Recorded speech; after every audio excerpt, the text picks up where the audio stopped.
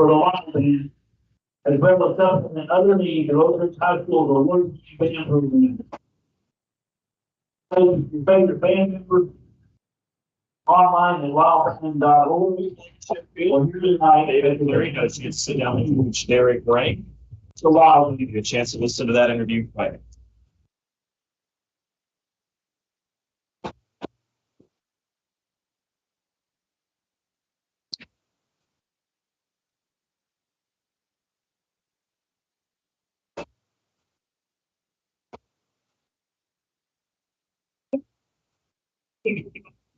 That's very nice.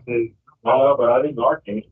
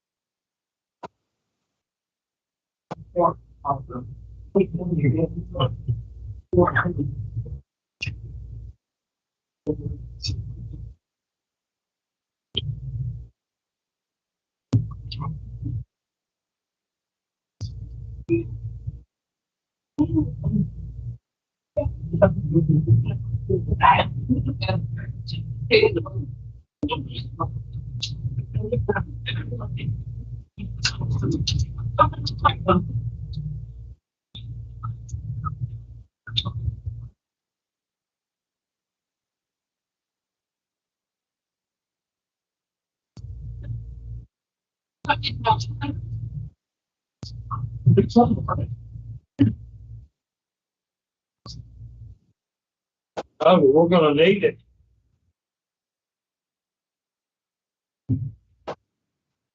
I'd like to thank the Oak Ridge Pharmacy for the support of Oak Ridge High School athletics. Located near the entrance of Oak Ridge Mall, you can purchase general admission tickets for home games each week, Tuesday through Friday from 10 a.m. to 5 p.m. Thank you, Oak Ridge Pharmacy.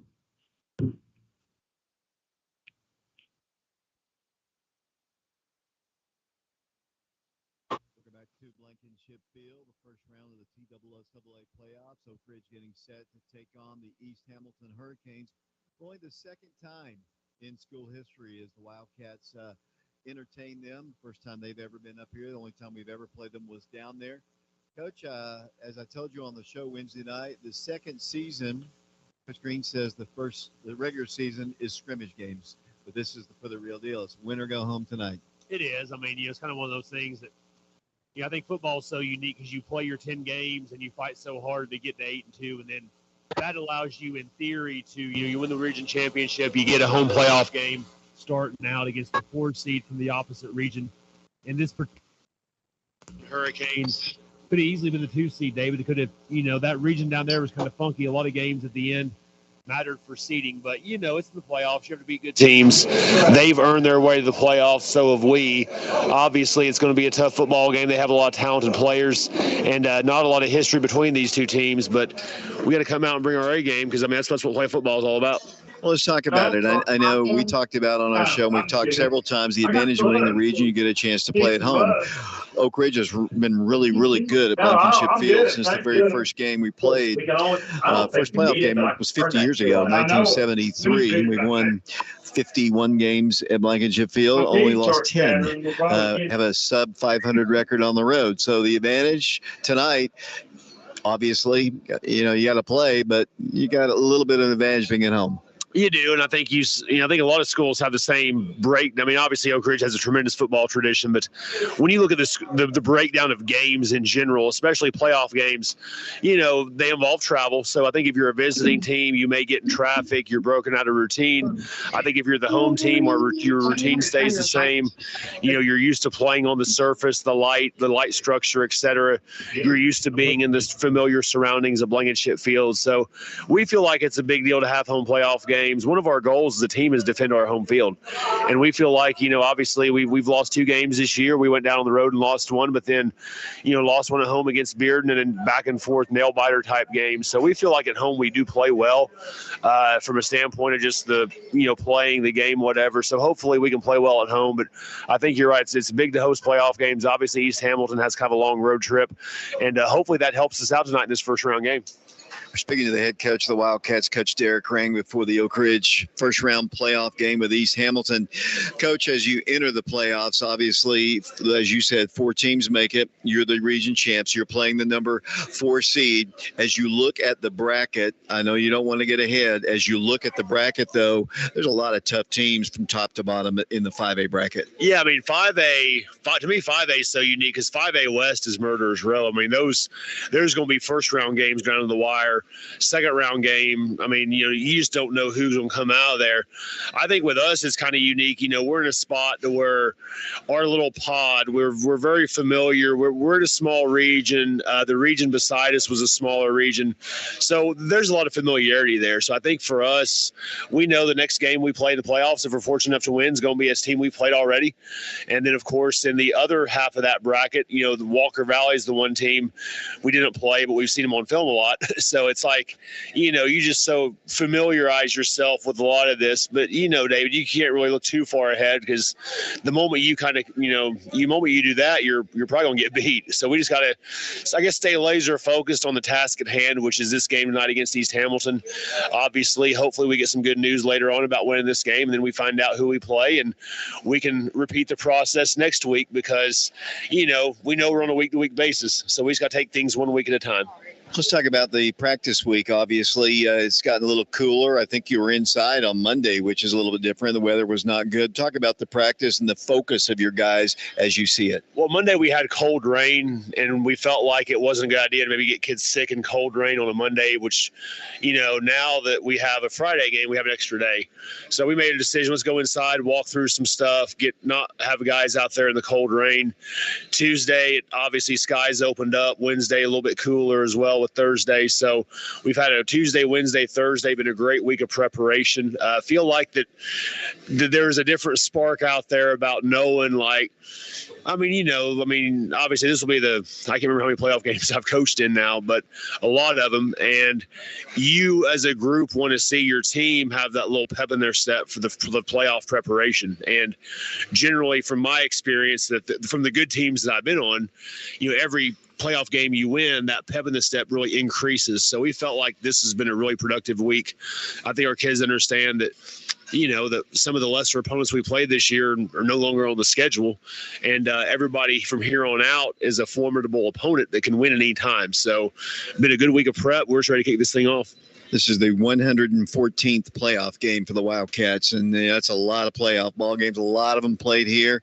A lot of great teams. Some of the teams, we've only lost 2 first-round ball games before here at Blankenship Field. And one was in 1985, and one was against Walker Valley a few years ago. We've lost some first-round games. Hopefully you don't want to have to deal with that. Yeah, that's not a good reminder.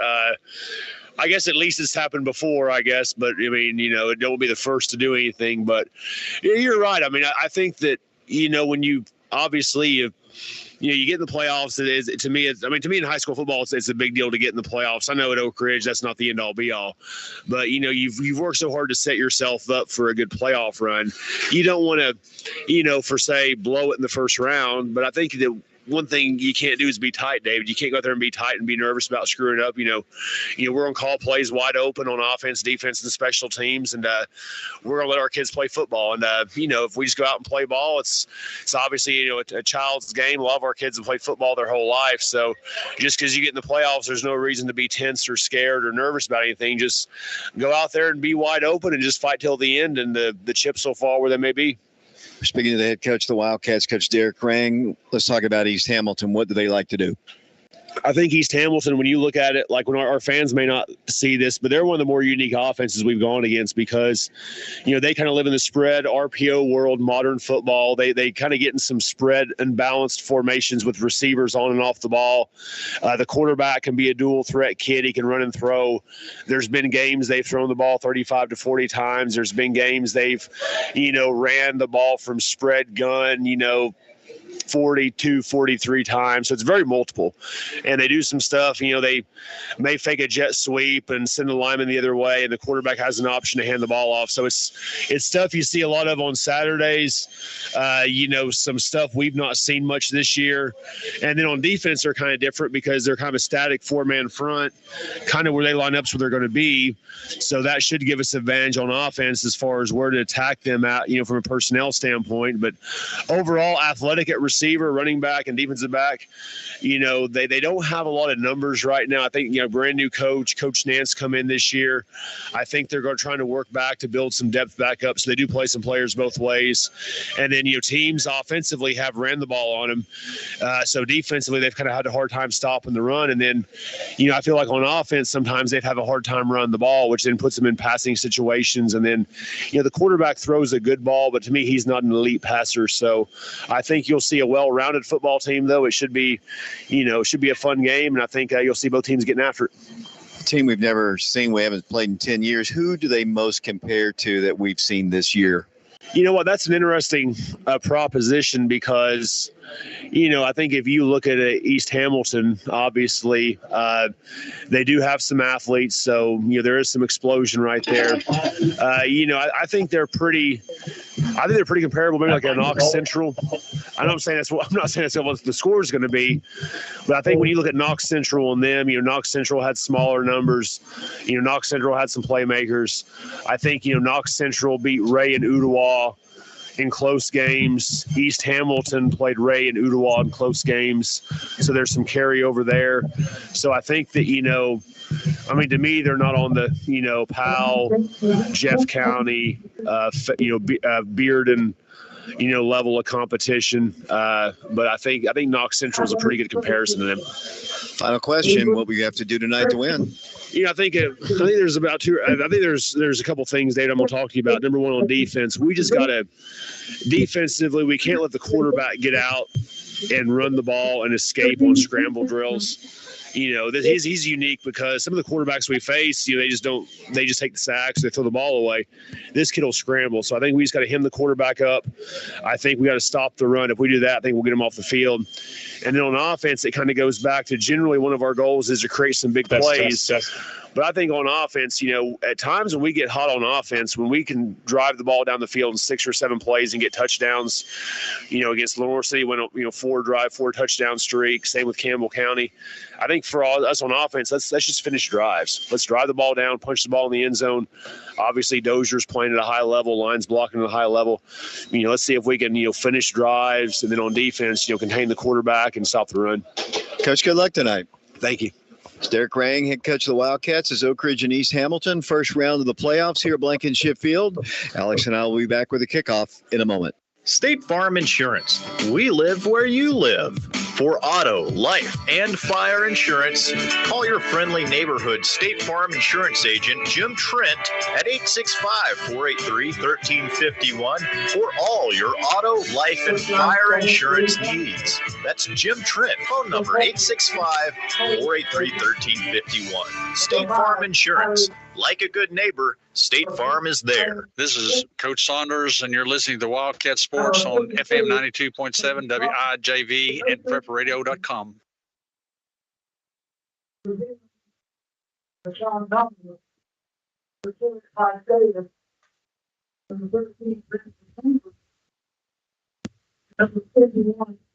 Mike,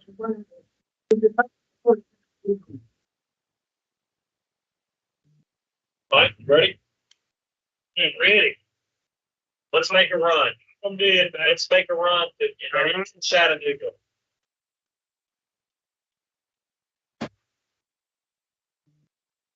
And welcome back to Blankenship Field, getting set for the TSSAA playoffs. The Wildcats of Oak Ridge getting set to take on the Hurricanes of East Hamilton High School out of Ooltewah, Tennessee. East Hamilton didn't bring a whole lot of fans. Wildcat fans are in big numbers here, and we're about to have playoff football for you. Alex Myers now joins me here. Alex, it's always fun when the postseason begins, and we're about to kick it off here from Blankenship Field. Yes, sir, it is, Dave. Great to be alongside you and Mike Sheehan and the whole cast and crew as we have all year. But, used to about this time of the year, you would look down at Blankenship Field and the green sward had turned brown and yellow. It doesn't happen anymore, but there is a chill in the air just in time for the playoffs. And I can still say it feels like the playoffs. And David Clary, I just told Mike Sheehan this a second ago, and I'll tell you and everyone listening, quite simply, let's go make a run. Most definitely, as the two teams of the captains have already had the toss of the coin. The Wildcats won the toss, have deferred to the second half. Why don't you run down the starters real quick for the Wildcats? Defensively, we'll start off left to right. Defensive end, Elijah Bradley. Defensive tackle, Hayden Malcody, a senior. Another senior defensive end, Dane Hartwig. At linebacker, senior Bashawn Knowles. Inside linebackers, seniors Bryce Dorsey and senior Junior Adams. At the JAG position, back again is senior Price Davis. At the cornerback position, sophomore Will Presley and sophomore Jarrell Jimerson. Jarrell, a guy who's gotten a lot more playing time as we've gone into the season, got a lot of snaps under his belt over the last few weeks. At safety, it's sophomore Tyree Porter and safety Dallas Sprint. Izzy Mitchell, still sidelined with an injury. He is out for this game. On offense up front, left to right, it's left tackle Elijah Bradley, a senior. It's sophomore left guard Jared Baffert. At center, it's junior Malachi Bonner. And at right guard, senior Kanan Hickson. Right tackle is another junior, Ethan Eubanks. At quarterback, Blaine Stansberry. He has started every game this year. He's a sophomore, and he'll wear number 1. At tailback, no surprise, a senior. The horse for this team, tailback DeJavis Dozier. At wide receiver, Jarrell Jimerson, Will Presley, Almani Rimbert. And tight end and H-back, Bashawn Knowles, a senior. Thanks a lot, Alex. Eli Pearson has the ball on the tee, and we're about to kick this first round playoff game. Eli makes his approach, and here is his kick. He hits it high, hits it deep. It's going to be fielded at the 8, to the 10, to the 15, to the 20, up to the 26-yard line, and beyond that to the 28-yard line, and that is where East Hamilton will take over. First down and 10 yards to go. The Wildcats wearing their all Cardinal jerseys, white pants. The Hurricanes from East Hamilton High School wearing white football pants, white jerseys, green helmets, green numerals.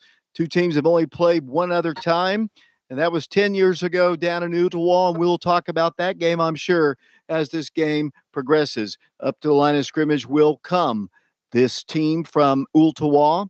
The quarterback brings them up. He is a senior. He is an okay passer, but what he does best, Alex, he scrambles, and he's going to hand it off initially to the running back, and he's going to move the ball forward for a gain of about 6 yards before the stop is made out there by the Wildcats. The running back was Hinton, 6 foot, 170-pound junior.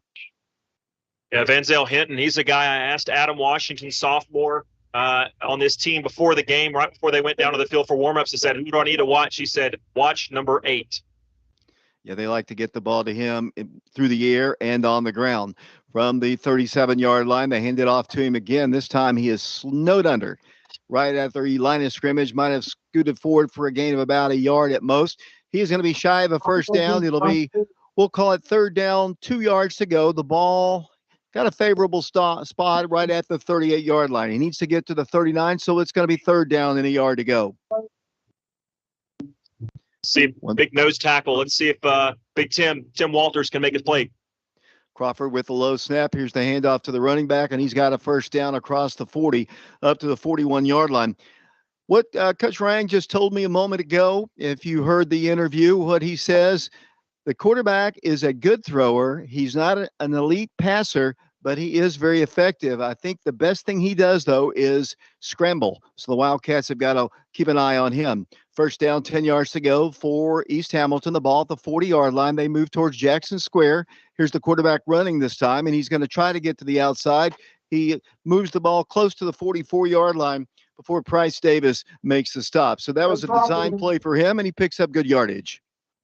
Yeah, nice stop, though. He still gained 4, but a nice play by Price. If he didn't drag him down just by the skin of his teeth, he probably gets up closer to a first down. So a nice play by Price Davis. And like you said, obviously that running back, he's elusive. He's got some speed. And talking to some guys on the defensive coaching staff before the game, David, this is a team that offensively can give you multiple looks. So you got to be prepared for a little bit of everything.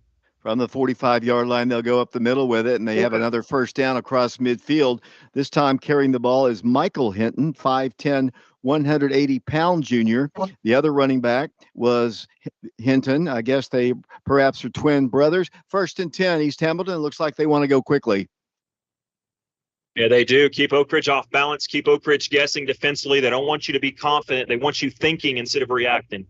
From the 46-yard line of the Wildcats, first down, 10 yards to go, 9:32 to play.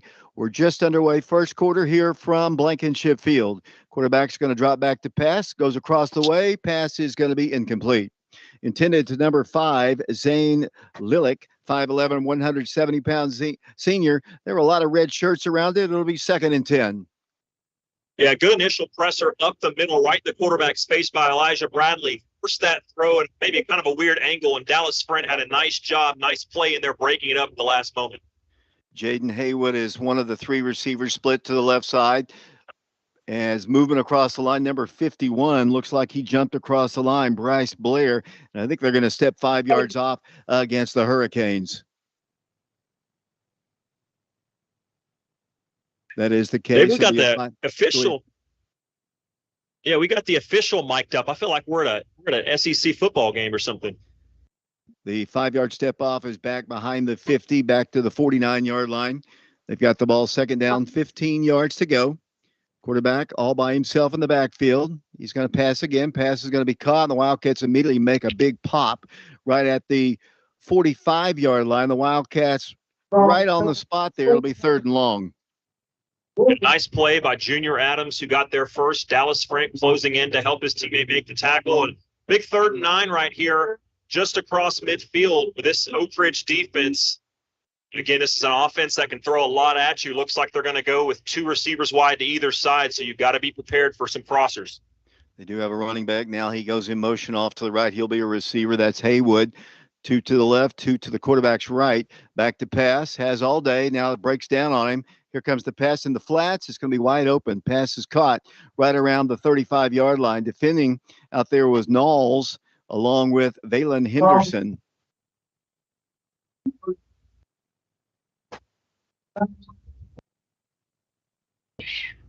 The officials calling for a timeout. They're going to bring the chains on to see if it's indeed a first down. We appreciate you listening to our broadcast, and we appreciate if you're listening to us or watching our stream, we appreciate Virginia Bowles, Laura Langley, Charles Faust, Zach Panner, Jerry Williams with Trinity Home Care and Consulting, Malcolm Henderson, Sandy Henry, James and Marianne Hanson, Tim and Jim Trent with Jim Trent Insurance, and Susan Steck. We had to pay the $750 rights fee to broadcast this game on our YouTube channel, Prep Radio, and we got it. Those are our sponsors tonight, and we greatly appreciate them. Do we not, Alex Myers? Oh, no doubt. We appreciate them, and I'll tell you, another people who appreciate them is the people whose friends and family aren't able to be at this game. We've got grandmothers and grandfathers and aunts and uncles and former Wildcats. So many people that are out of the area, and it's not that they don't want to come to the games, they just can't. They will mark this as a first down, so unfortunately, there'll be a fresh set of downs for the Hurricanes. But yes, we appreciate it, and so many others that don't have a microphone to say thank you would love to say thank you to those sponsors as well. So another first down. They're moving the ball crisply down the field. The Wildcats soft coverage on that, gave up the first down. It was they had 9 yards to go, and they also overcame a 5-yard penalty. They've got the ball at the 36-yard line. Moving towards Jackson Square, they set 2 guys, one in a slot. Man comes in motion behind the quarterback, Handoff goes to the back, and he looks for running room, and he finds a little bit, moves the ball to the 33-yard line. Carrying the football that time, Michael Hinton once again. And it's a gain. And just like just about everybody we seem to play, just keeping it on the ground, working the clock. We're down to 8 minutes and counting here in the first quarter. Yep, and Oak Ridge shouldn't be surprised, Ed. I mean, that's something we've seen every single opponent we've played, basically, is they want to play ball control, keep the ball out of our offense's hands, and East Hamilton doing a great job of that early on. Handoff to the running back, and he's at the 30, moves the ball forward to the 28-yard line, initially hit by Vashon Knowles, Junior Adams, and looks like J.T. Gormley down there. Officially, they put him down at the 38-yard line. 7.5 minutes to play here in this first quarter. We have a scoreless ball game, and they have almost eaten up, and now they officially have, they're just ticking off clock as the Wildcats dig in on defense. East Hamilton tried to get Oak Ridge to jump off once again. Trey Crawford, 6'1", 165-pound senior, is their quarterback. He's going to hand it off, and this time he is met in the backfield. Great play by the Wildcats. They'll lose yards. I believe that's Dallas Friend who made the stop. It absolutely is. Unfortunately, there's a penalty right next to the East Hamilton sideline. I don't think this is going to be on Oak Ridge. East Hamilton coach doesn't appear. I mean, he kind of walked away briskly, so I'm assuming this may be on him, and it will be as it's a sideline warning. So no harm, no foul for the Wildcats. Big third down stop there by Dallas Friend in this defense. And up to the line they'll come. 6 minutes, 56 seconds to play. The ball is resting at the 32-yard line. They're moving left to right. We're in the first quarter, and they have almost taken the entire quarter to get down the field. Quarterback looks over. He's got 3 guys in a stack formation. Quarterback's going to pass. A little trouble. Rolling, looks, here's the pass. A lot of room out there, and he's going to pick up another first down. Nobody really even close to him at all. And he picks up a first down. The quarterback had an eternity to pass the ball. The Wildcats have got to get some more pressure on him, and it's right in front of the sticks, and I think they've got another first down. They might take the entire quarter. Yeah, they're going to bring the chains out. And, we didn't have a measurement with the chains almost all year. Now we've got 2 in 1 drive, and rightfully so. I think he's got it. Mike Sheehan's got binoculars. He thinks he's got it, but we're going to see. But like you said, way too much time to throw. The defensive backs can only cover so long. They had guys going deep. They had to respect that. Quarterback bought himself a couple more seconds by rolling out using that mobility. And as they measure the chains just by the edge of the football, they do have enough for a first down. Nice effort after the catch. And unfortunately for the Wildcats, this defense cannot get off the field. The Wildcats won the toss and deferred. They might be second-guessing themselves right now as East Hamilton has marched the ball down to the 26-yard line, moving towards Jackson Square on FM 92.7. Once again, quarterback Trey Crawford tried to get him to jump off. He's 6'1", 165-pound senior, 3-man front. He's going to run the ball himself, and he is going to be tackled at the 24-yard line. Looks like Junior Adams was in there for the Wildcats along with Tim Walters, and looks like Elijah Bradley. Not a whole lot of movement there. Gain of 2. Second down, 8 yards to go. I think these middle downs, this is where Oak Ridge's defense has got to be closer. Don't let them get to a 3rd or 4th and short. Get a big stop right here, force an incompletion, and make it 3rd and long. Once again, low snap. Quarterback's got all day. Now it breaks down a bit on him. Now he's running. He's going to throw it towards the end zone. Pass is incomplete. A lot of contact there. Defending for the Wildcats is Price Davis. It looks like Tyree Porter was back there as well. Getting the start. It'll be for the Hamilton Hurricanes. 3rd down. Yeah, nice play by Tyree coming in there to help Price out. And just what the doctor ordered, just what we asked for right there. Don't let them get any yardage. Force a 3rd and long. So anytime to spin 4th and short, 3rd and short, force this team to have to throw the ball. Take the run out of the equation here on 3rd and long. But, not knowing their kicking game, this could be 4-down territory. So with this offense, you never know. Run could be in play.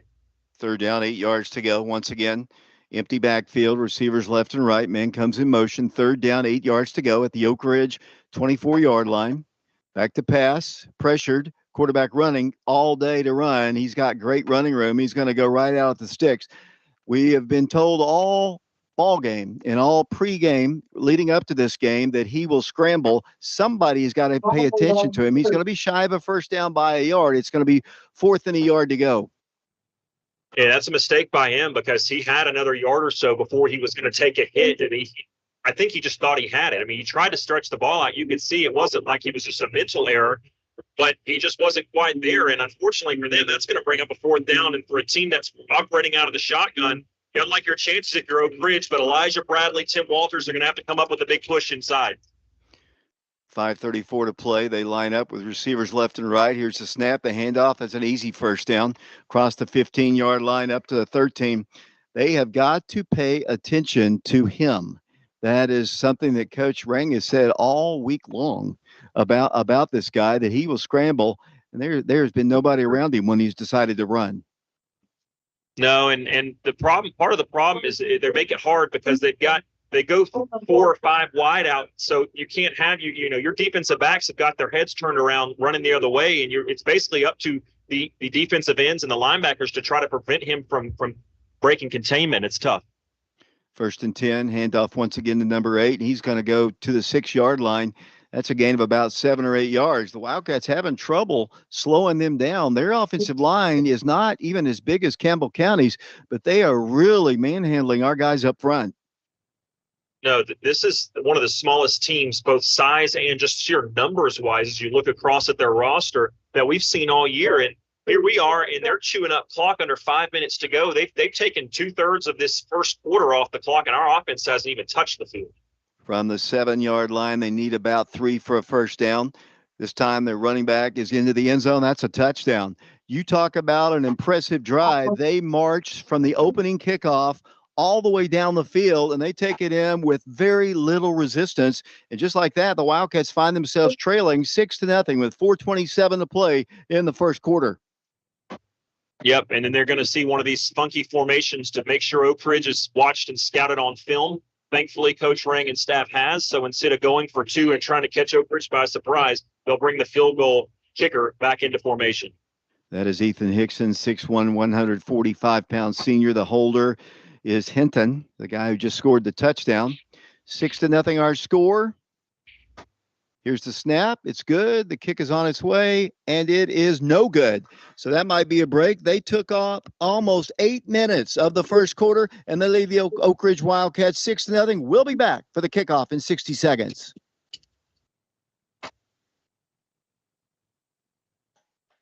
State Farm Insurance. We live where you live.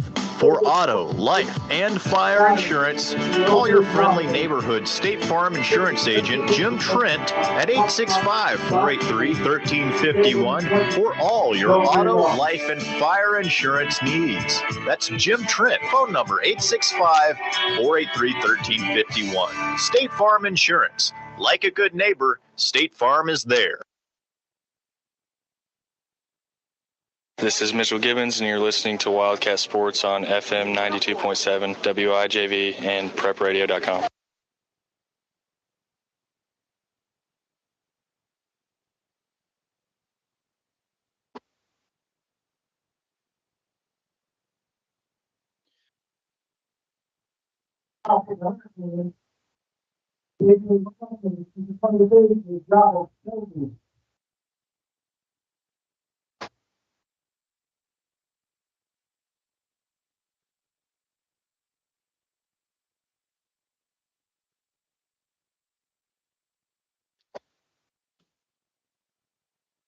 And here's the kick. It's going to go into the end zone. That's going to be a touchback. It looked like Bashawn Knowles might have blocked the kick on the extra point as the Wildcats come out on the field, trailing now 6-0. Wildcats have got to get their offense going here, and they've got to – Coach Hawkins and his staff have got to figure out some things to slow down that Hurricane offense that we just saw march down the field and eat up all the clock. And here in our booth, we just look just to Mike Sheehan's right shoulder, and Coach Hawkins has got the iPad out and he's looking at the film, and they'll make an adjustment rather quickly. I'm very little doubt in my mind. They've done it all year. Quarterback for the Wildcats, Blaine Stansberry, and there's movement on the line. And looks like we're going to have illegal procedure called against the Wildcats. So not a very great start for our Wildcats here as they walk the ball back to the 15-yard line. Say this, and you don't obviously want to give up that touchdown, but in games like this, in games of consequence, how many times have we seen a missed extra point come into play? Just keep that in mind as this one goes on. First down, 15 yards to go. Handoff goes to Dozier. Dozier at the 15, at the 20, at the 25-yard line. Stumbles his way up to the 28, gets the yardage back on the penalty, and picks up great yardage. It'll be second down and 2 yards to go. One thing that Coach Rang also told me, teams have been able to run on them, and that's the great run there by the Jarvis Dozier. Well, and I'm going to say this as long as this playoff run lasts. If you're going to get tired of hearing it, and I hope everybody does, because I hope we're have a long run at it. You got to dance with the girl who brought you here, right? Ride your horse. Jarvis Dozier is the horse. You got to use him. Wildcats are trying to throw the ball to Brandon Hayward out of the backfield, and he dropped it. I mean, right in his hands. And the senior has put Oak Ridge in a third down situation. Got to catch that ball. That is an easy pass, nice throw. It's third down, 2 yards to go. Sure, looking over, he immediately looked towards the sideline. It was waving in front of his face mask. If you're familiar with the call, the like catch interference call, I don't know if he was saying he couldn't see it or what, but he was clearly disheveled. Here comes Dozier, and he's got to pick up a first down. The forward progress is up to the 30-yard line. I see where they're spotting the ball, and that should be a first down. So DeJavis makes the play, and DeJavis has been making plays all season long, over 1,300 yards. He's moving up on the all-time rushing list, and just has had a great year and picks up a first down, picks up his senior teammate, Brandon Hayward, after that drop. It'll be 1st and 10, Wildcats at the 30. And that's why a lot of folks would argue that football is the greatest sport ever invented, because so many sports, one guy can make a play and it changes things. In this game, you've got to have all 11 guys operating. And a couple plays ago, Brandon Hayward dropped the ball, but then his teammate picked him up. That's all this game is about teamwork. First down, 10 yards to go. Blaine's going to drop back to pass, has all day, fires it deep, fires it long. Pass is going to be caught by the Wildcats, Brandon Hayward. So just like that, he makes a big play. And on that play, Alex Myers, Blaine Stansberry has become the all-time single-season passing leader in yards, passing Mitchell Gibbons. He's all alone at the top of the heap. Great stat right there. And congratulations to Blaine, but I'm sure he'd be the first one to tell you he ain't done yet. Lots more to go. Great play design there. A little wheel route. They had Presley coming outside in, brought the safety away. It was a one-on-one matchup, and Brandon just beat him. First down, 10 yards to go. The ball's at the 36-yard line. Jarvis Dozier, 30. Cuts to the outside, 25, 20, down to the 15, inside the 15. He's going to be officially tackled at the 14. It'll be another 10 Bank of Oak Ridge first down. The Wildcats knocking on the door with 2:26 to play in the first quarter, trailing 6-0. And that's a little delayed handoff, and I love Oak Ridge's design on that. A lot of times you'll just see the running back take a step to his right, then come back off the delayed left, trying to fool the defense. For that particular play, Oak Ridge has their quarterback and running back both take a step or two to the right, and then the running back comes back to his left. So it really gets those linebackers moving and out of position. Wildcats 1st and 10. Here comes Blaine. He hands it off to Dozier. Dozier stumbles forward, gets inside the 15, might have gained about a yard. Wasn't a whole lot of room there. In fact, I think a lot of the guys from Ooltewah thought that Blaine had the ball because he got pushed back, and as Dozier was just trying to find his footing. It'll be 2nd down and 8 yards to go. One of the more impressive 2-yard gains you'll ever see. He broke about 4 tackles just to get back to the line of scrimmage. Here they come once again. Blaine's going to throw it in the end zone. He's there. The mass is incomplete. Looked like he got tripped up there at the end. Might have been sailing out of bounds anyway. The pass is incomplete, intended out there for Brandon Hayward, and Brandon needed 124 yards coming into today's ball game to pass T. Higgins on the all-time career passing yardage mark. That one's incomplete. Now the Wildcats faced with 3rd and 8. They need to get the ball down to the 5-yard line of the East Hamilton Hurricanes. And here they come to the line. Will Presley is a receiver to the left side. In motion will go Jarvis. Blaine's going to pass, looks in the middle, fires in the end zone. Pass is going to be there. Pass is going to be incomplete. Intended for Bashawn Knowles. Good defense there by Grayson Maddox. Well, the Wildcats would have had a touchdown. Now it's decision time for the Wildcats. They're faced with 4th down, and it's not much of a decision. As onto the field will come Eli Pearson to attempt a field goal. I think, especially given the fact that they missed that extra point, it's a 6-point game. I think this is the right decision early on. Just get points, give your offense a reward for, give them some eye candy, look up at the scoreboard and show they got something out of that drive. It was a nice drive. Unfortunately, it didn't end in 7, but still nice response after that opening drive. Ball is down. The kick is on its way. It's up. And the kick, it is. Flag. Yes. Flags are down. We'll see it. Maybe they reffed him. They did not. Let's see. It's going to be. Help me out there. It's a false start, which I don't know. I've watched a lot of football, not as much as you, David. I don't know that I've ever seen a false start on a kick. I mean, that's to be quite blunt, that's unacceptable. You're just watching the ball. Your head's turned in. You can't false start on a field goal. Thankfully, Brandon Pearson's got enough legs so it shouldn't make a difference. But that kick was good if it would have counted.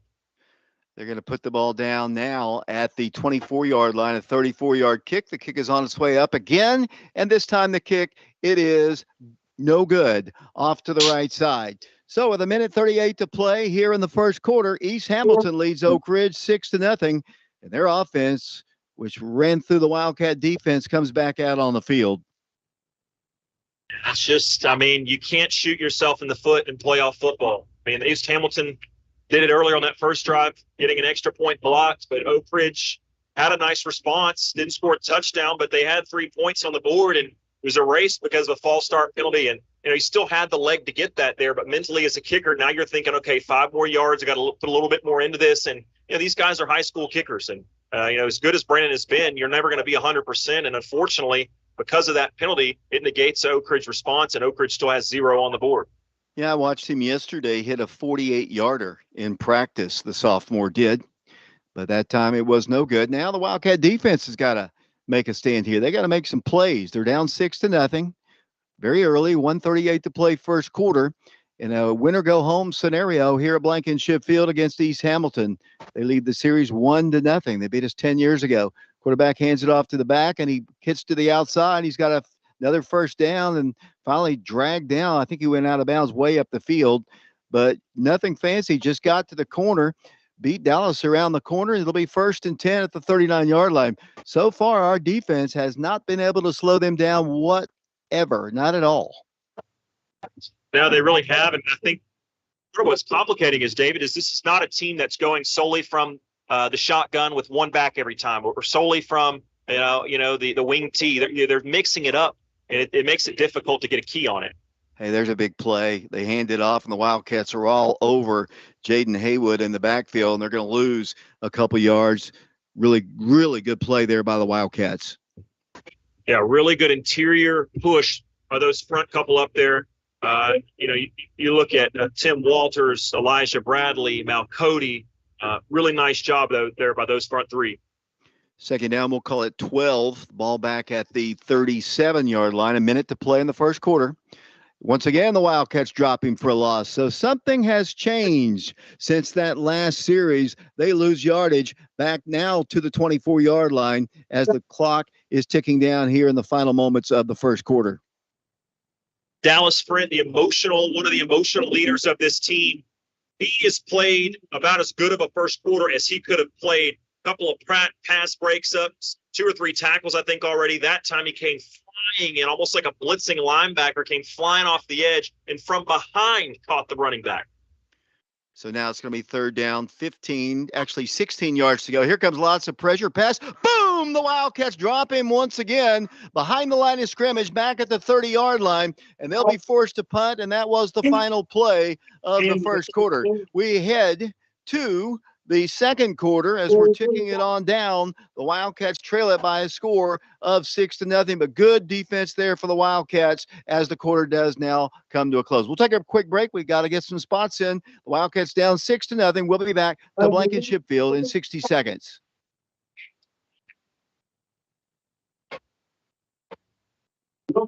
Hello, this is Margo Davis for the Old Town Inn, a hidden gem nestled in the secret city of Oak Ridge. Be it a holiday event, a birthday, a baby shower, a family reunion, or your intimate wedding day, we at the Old Town Inn want to celebrate these magical moments with you.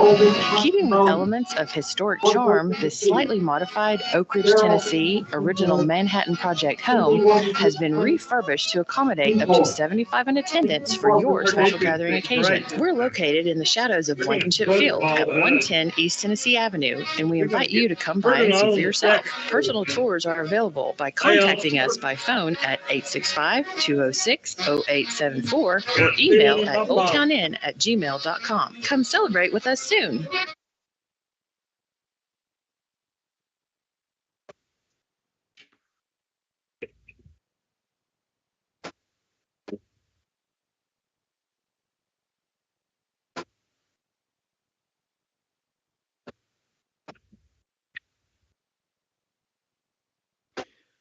And we appreciate Donnie Sharp and all of our sponsors who've been with us all season long for this 8-2 region championship season for the Oak Ridge Wildcats.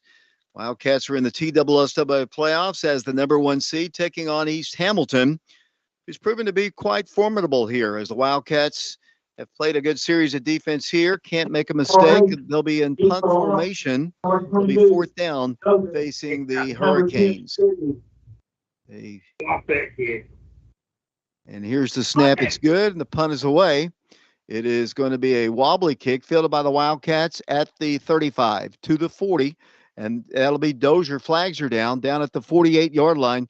The job is Dozier returns it to the 48-yard line. Yeah, unfortunately, I think this one's going to come back. It's pretty immediate. I didn't really see anything, but I mean, there was no hesitation from that official, and Oak Ridge is indeed backing up. This is going to be either a holding or a block in the back on the Wildcats. Early score from McMinn County. The Dragons of Clinton on top of McMinn County 7-0. The winner of this game plays the winner of that game. I didn't really get a chance to find out where these guys are from, these officials. Hopefully not from Athens. That's a good point. I hope not. I'd rather him be down from there this week versus potentially next week if Oak Ridge could pull this one out, because if McMinn County were to beat Clinton, boy, oh boy, you hope you don't have a repeat of last time we were down there. Yeah, the Wildcats misfired on their passing game, and on that particular last series, with the exception of the one long throw. I say they need to pound the rock a little bit more with the Javis Dozier. Let the horse run here as the Wildcats have it 1st and 10. At the 32-yard line, trailing 6-0, 11:32 to play here in this first half. Blaine's going to throw it deep again. Pass is caught. I am wrong. Almani Rimbert all the way down to the 5-yard line. Never listen to the voice of the Wildcats. Go with the big dog. Blaine Stansberry. It'll be first to go, Oak Ridge. What a read. That ball was in the air time, and Almani Rimbert had to concentrate while not breaking stride. Welcome back, Mr. Rimbert. It's been a couple weeks. He's been a little bit quiet, but he can make a play at any moment, and boy, oh boy, did he make one there. And the Wildcats will have it 1st down, goal to go. 11:21 to play here in the first half. Here they come to the line. The Wildcats have it at the 3-yard line.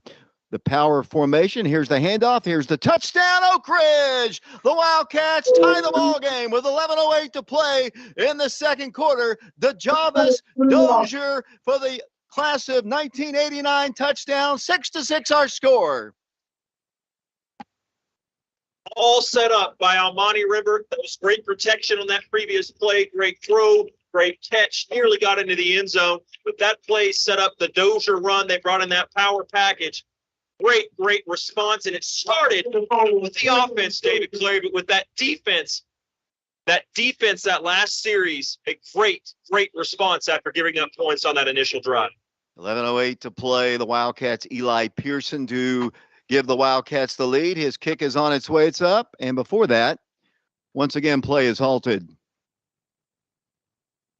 It's against Oak Ridge again. Wildcats will lay a man anyway onto the field. Now the officials are having the discussion here. It is going to be indeed legal procedure against the Wildcats. You said something earlier, and I agree with you 100%. You said the Wildcats can't shoot themselves in the foot in the postseason. The Wildcats have done that a couple times here. Eli's got a great leg. Like I mentioned, he hit a 48-yard field goal in practice yesterday. That just makes it a little bit tougher here. It's a cold night, the first cold night of the year. So the sophomore might have a cold toe. Hopefully he'll warm it up by splitting the uprights here. Here's the snap. Again, there was movement on that line. I think this one, oh my goodness, it's on us again. It looked like the center moved, honestly. I mean, maybe I saw that wrong, but Mike, what did you see? And, they're not listening to the count good enough, and they're jumping off sides. Wildcats, Adam Washington to hold. Andy Hudson is the long snapper. He's back in there. TJ hurt his shoulder once again. And there's movement again. Here's lots of pressure, but the kick is on its way. It's up. This time it is good. And the Wildcats lead it by a score of 7-6. 11:08 to play in the first half. We'll be back with the Wildcat kickoff in 60 seconds. State Farm Insurance. We live where you live. For auto, life, and fire insurance, call your friendly neighborhood State Farm Insurance agent, Jim Trent, at 865-483-1351 for all your auto, life, and fire insurance needs. That's Jim Trent. Phone number 865-483-1351. State Farm Insurance. Like a good neighbor, State Farm is there.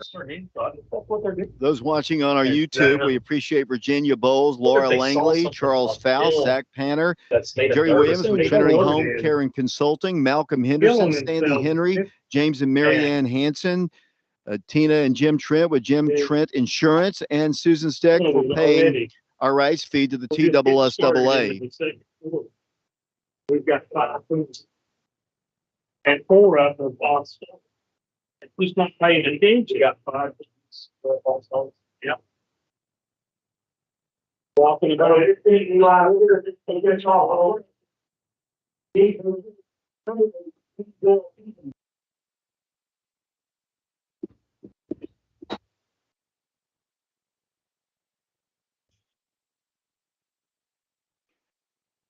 Welcome back to Blankenship Field. Alex Myers as the Wildcats. Eli Pearson kicks off, and this one's going to go sailing to the 1, to the 5, to the 10, to the 15, to the 20, to the 25, to the 30, up to the 33-yard line before he's finally tackled by the Wildcats. The stop is made, I believe, there by Jarrell Jimerson. Wildcats on top, 7-6. Alex? We talked about Oak Ridge not hurting yourself. As Mike Sheehan just gave me a great stat, Oak Ridge has been penalized 5 times, just over a quarter. 4 of those have been false starts, and I think 3 of those have been on field goal / extra point attempts. Here comes East Hamilton trailing now 7-6. Quarterback is going to run the ball straight up the gut. He's going to gain about 2, maybe 3 yards before he's tackled there by the middle portion of the Oak Ridge line. It'll be the stop being made by the Wildcats, number 53, Dane Hardwick, only a gain of 2, 2nd and 8. Nice job right there. Again, it sold the fake to the run, running back really heavily right there, but the Oak Ridge interior defensive linemen, they were not fooled. They didn't get caught peeking outside. They stayed in their gaps and were ready for the quarterback draw.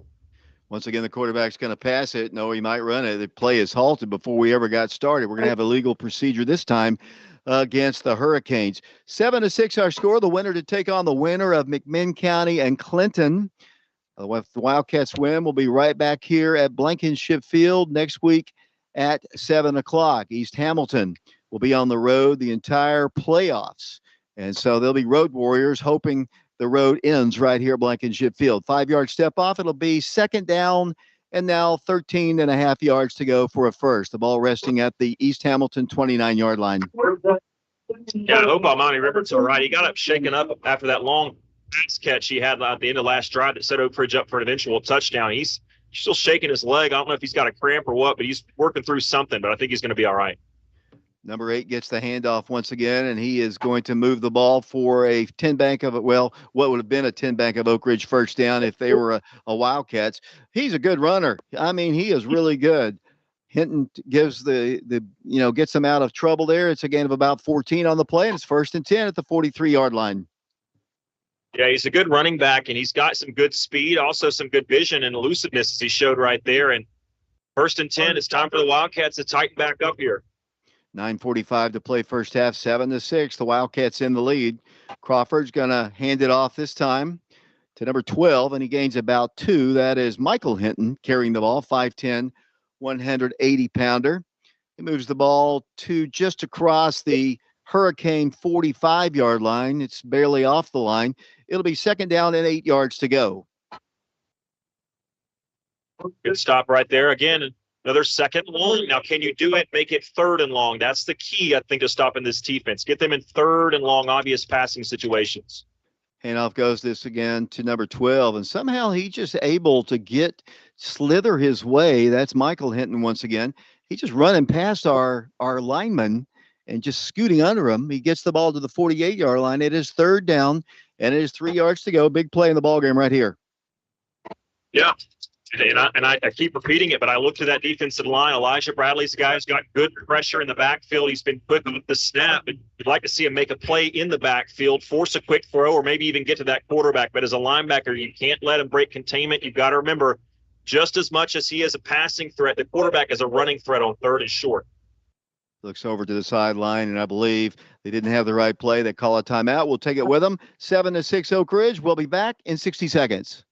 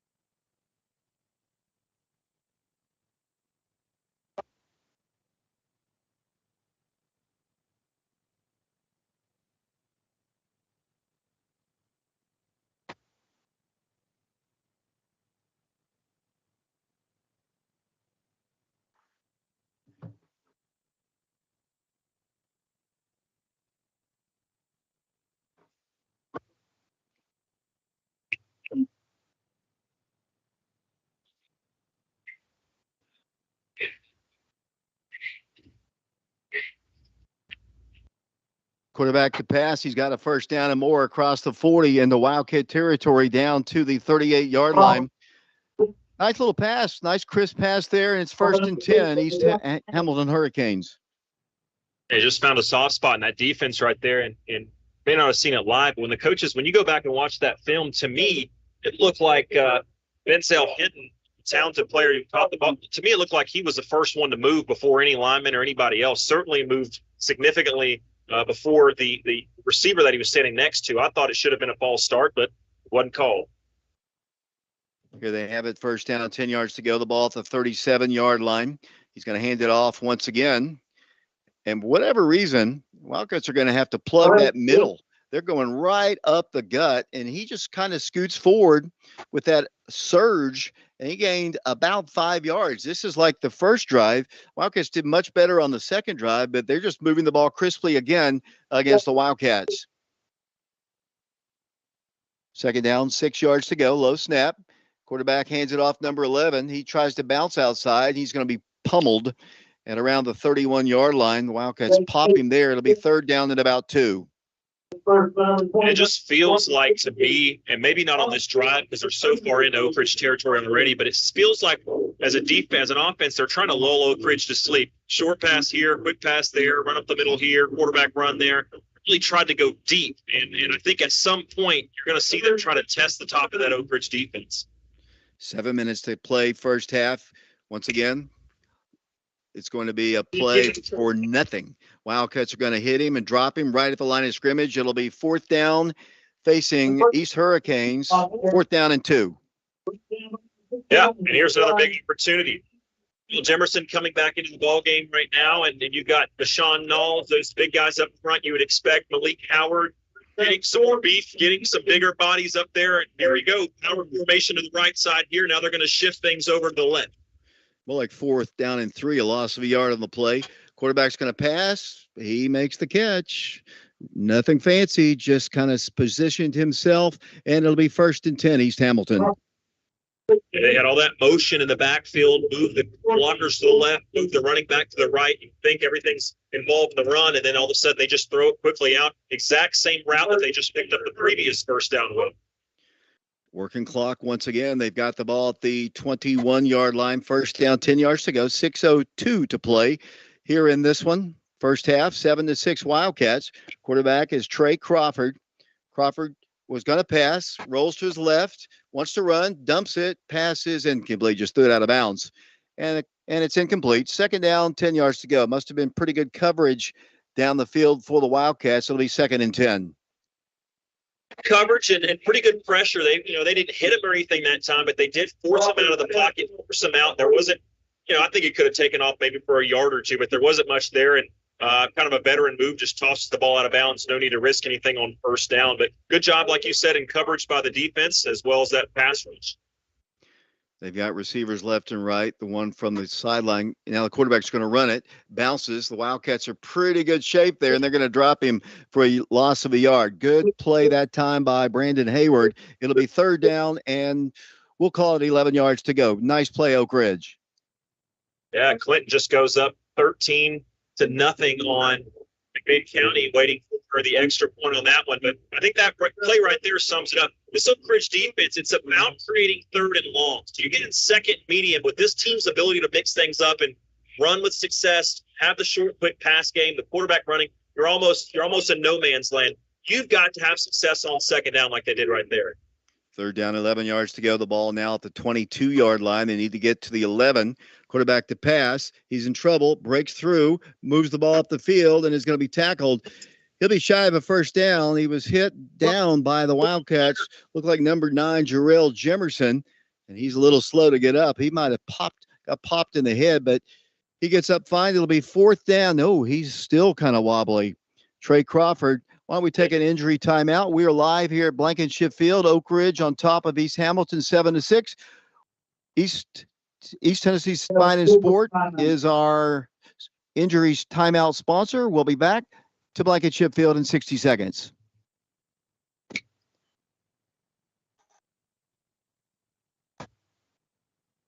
Hello, this is Jim Norman, proud member of the 1979 Oak Ridge Wildcat football team.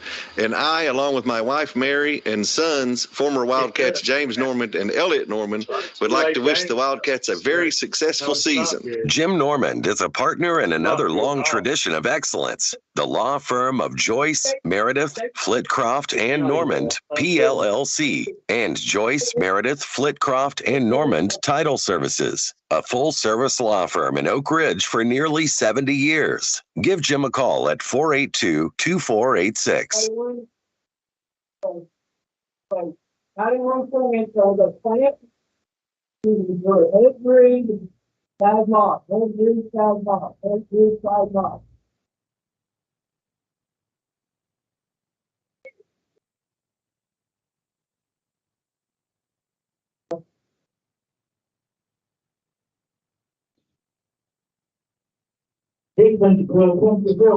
Ethan Hickson will attempt a field goal of about 34 yards.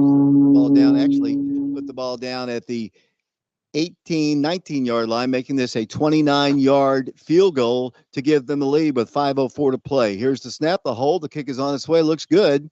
It is up, and it is good, and East Hamilton takes the lead over the Wildcats by a score of 9-7.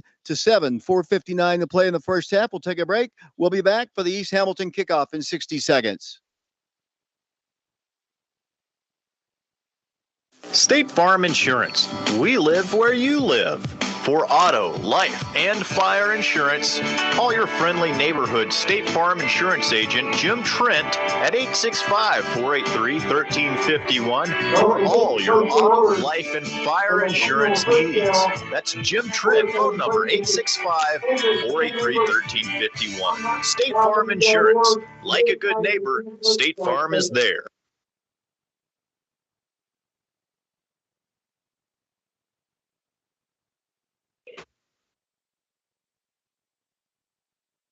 Invitation to kick off.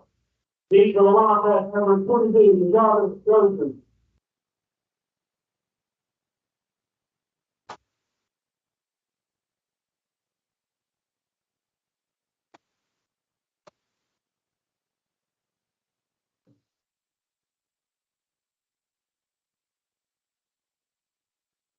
Here's the kickoff by East Hamilton. It's a line drive kick fielded at the 1, to the 5, to the 10, to the 20, and up to the 25-yard line to the 27, and that is where Oak Ridge will take over. First down and 10 yards to go. The Javis Dozier on the return for the Wildcats. Plenty of time, Alex Myers, but the Wildcats trailing again 9-7. Yeah, I think it's plenty of time, and just a thought that went through my head is they took that 9-7 lead. I think with the way that we were able to move the ball on the two drives that Oak Ridge has had, I think anytime you're getting out of there with the field goal defensively, I think that's a victory. I know you never want to give up points, but I don't think field goals are going to beat this Oak Ridge offense. I think they're going to have to score. Low snap, but Javis picks it up and moves the ball across the 30 up to the 35-yard line. Gain on the play of about 7 yards as he is brought down at the 36-yard line. So for the Wildcats, it'll be second down, or maybe closer to a 9-yard gain. Second down, then a yard to go. Will Presley is a receiver for the Wildcats. Almonte Rimbert is a receiver. He'll be to the left. Will to the right. Brandon Hayward. We're going to call it. Sorry, I thought Coach was signal for a timeout. Never mind. Second down, then a yard to go. Blaine's going to pass, has time, goes deep again. Will Presley, nope. The pass is going to be caught by Brandon Hayward. He's in the end zone. Touchdown, Wildcats. The Wildcats have hit him hard with 2 long pass plays. And just like that, Oak Ridge, with 2 long pass plays, retakes the lead, 13-9 our score. Tell you what, that was a beautiful, beautiful veteran move. Great protection. Blaine with another great throw where only his man could get it. If that wasn't complete, it was going to be incomplete. No chance that defender was going to be able to have a play on it. Brandon got away with just a little bit of a push, just enough to create a couple inches of separation. The field goal, extra point rather, is up and good. But that was a veteran move, a savvy play to create just a little bit of space. The official didn't see it, but I'll tell you what I saw, David. 6 points on the board. You talk about time of possession being totally dominated by one team. The Wildcats have scored 2 touchdowns in less than 8 seconds. 14-9 our score, 4:07 to play first half. The Wildcats back in the lead. We'll be back in 60 seconds. Yeah, field goal. TK Wheeler Jewelers has been a staple of the Oak Ridge community for over 40 years. When you're getting ready to celebrate one of life's biggest moments, you need to head over to South Illinois Avenue next to the Outback Steakhouse. You can choose from over $2.5 million of beautiful inventory. Give the gift of gold, diamonds, precious birthstones, or a timepiece that will never go out of style. When you want gorgeous jewelry at great prices and a 5-star shopping experience, you want TK Wheeler Jewelers. Proud supporter of the Oak Ridge High School football team. Go Wildcats! How long was that? 54 yards.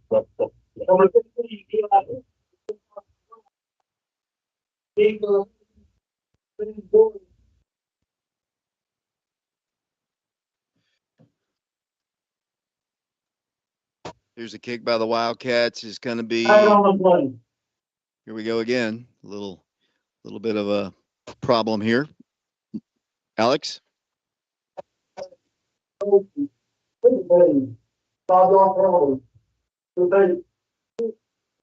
What on earth? Well, looks like. I mean, you can tell what the point of emphasis was this week. We need to find out where these guys are from, actually. Well, we got the card here, David, and I think it said Region 1. So that's Upper East Tennessee, like Dobbins Bennett, Greenville. A lot of times the Greenville officials come down for early round games. Here's Eli's little pop-up kick this time, angling off to the sideline. A fair catch is made at the 28-yard line by Maddox Bohannon. I'll be eager to see if Trey Crawford comes back in the game at quarterback. Yeah, he is. He's walking right back out there, giving his teammates some high fives. And you got to think just by his body language, and he looked like he was in some definite pain. But how he's carried himself and how he played in that first quarter, you got to think a guy like him, he's just a gamer. And you don't think a guy like that's going to go down without a fight. As a senior, especially Trey Crawford, he's not going down that easily. He's trotting right back out there. And, hey, I love to see it. I'm glad he's back out there. You want to see the best athletes competing against our best athletes, and it's a challenge for Oak Ridge, but he's back out there again. From the 30-yard line, East Hamilton, first down, 10 yards to go. The Wildcats with 4 on the front. Wildcats have a sophomore and freshman in the secondary. Here's the handoff to the back, and he is belted, blasted, dropped for a loss behind the line of scrimmage. It'll be second down and 11 yards to go. Yeah, Tyrese Willis, I think that's the first time he's touched the ball tonight, at least on the ground that I remember. And he just met Mr. Adams, Mr. Junior Adams, and he met Mr. Turf, one right after the other. Second down, officially they spot it at no gain. It'll be second down, 10 yards to go. The nose of the ball at the East Hamilton 30. Oak Ridge on top, 14-9, 3:35 to play. Quarterback's running it, and he is dying a slow death because he is blasted by the Wildcats. Somebody rocked his world here at Blankenship Field. That would be Mr. Dallas Sprint. He came to play, David. Yeah, I spoke to his grandmother who lives up in Michigan. She's watching our broadcast here tonight. I know she's excited about that hit. It'll be third down and 11. Wildcats with a stop here. Probably should call a timeout, try to get the ball back. Crawford, full house backfield this time. He's going to hand it off to number 8, and he's going to squirt forward, and he's not going to pick up that first down. I would call a timeout right now if I were Coach Rang with 2:48 to play. It'll be fourth down, 5 yards to go. And there it is. There he's going to call it. And Dave, I'll give it back to you in case you want to send it. Yeah, let's talk about the people who've made our broadcast possible here. Virginia Bowles, Laura Langley, Charles Faust, Zach Panner, Jerry Williams with Trinity Home Care and Consulting, Malcolm Henderson, Sandy Henry, James and Marianne Hanson, Tim and Jim Trent with Jim Trent Insurance. Been good friends of mine for years and years, and I appreciate them very much. So we don't see Tina as much as we used to, but we'd love to see her again, but we appreciate their sponsorship. Susan Steck as well. That's Eli Pearson's grandmother. These people have helped us pay our rights fee to get the stream on our YouTube channel, Prep Radio. And obviously, if we continue to win, we'll need to continue to get more sponsorship. Big play, I think, right here, Alex Myers. It's fourth down and 5, 2:41 to play in the first half with Oak Ridge on top, 14-9. Yeah, and it to me almost looks like East Hamilton. No, they're going to put their punting unit out there, and I wonder as we go towards halftime, that may be the last time East Hamilton touched the ball. To me, that almost looked like a scared play call, like on third down from them, compared to what we've seen. Quarterback was never going to run that. They weren't going to try to attack Oak Ridge. It was just kind of a conceited, let's make Oak Ridge burn their timeout. I wonder if maybe he's still a little banged up. Maybe he wasn't as confident. His coach wasn't letting him run that ball. Who knows? Here's the punt, and it's going to go angling out of bounds. Wildcats should have pretty good field position. The official walks up, and he is still walking. He says that ball goes out of bounds at the Oak Ridge 40-yard line. As quickly as the Wildcats have scored, you know Coach Rang and the offensive staff want 6 more points on the board. They absolutely do, but, with 2 timeouts left, I mean, the Jarvis Dozier's been picking up, yards in absolute chunks, 8 yards here, 12 yards there, 10 yards there. With 2 timeouts, 2:33, clock stopping to move the first down chains, I wouldn't just go full pass mode here. I think you still got to run the ball, and you got time to kind of open the playbook up. Blaine's going to pass it. He's going to go deep again, this time in the middle of the field. And this time it's Will Presley. He's at the 10, 5, touchdown, Oak Ridge. The Wildcats, 3 long bombs. And the Wildcats, on 3 huge plays, have scored 3 touchdowns, sponsored by the class of 1989. Will Presley with a touchdown reception. Hey, I said run the ball, but hey, if you can complete 60-yard touchdown passes like it's nothing, well, shove down the drain, whatever I just said, by all means, keep throwing it, young man. And you know what I love after that play?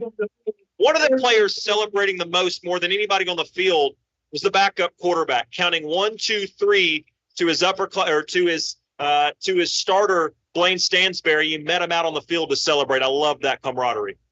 Here comes the extra point by Eli Pearson. It's up and it's good. 2:23 to play in the first half. 21-9 Wildcats, and we'll be back with a kickoff in 60 seconds.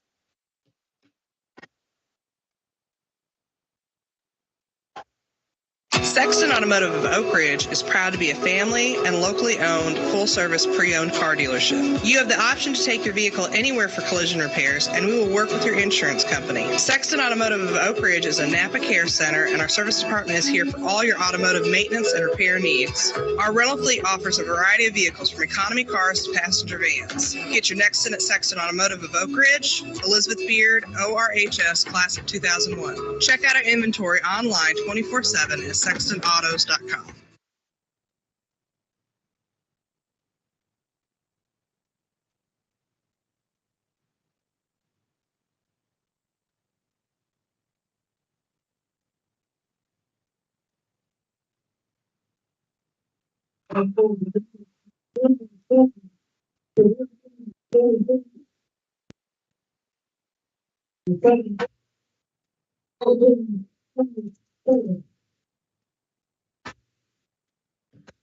David Clary back here along with Alex Myers, Mike Sheehan. Here's another Eli Pearson kick.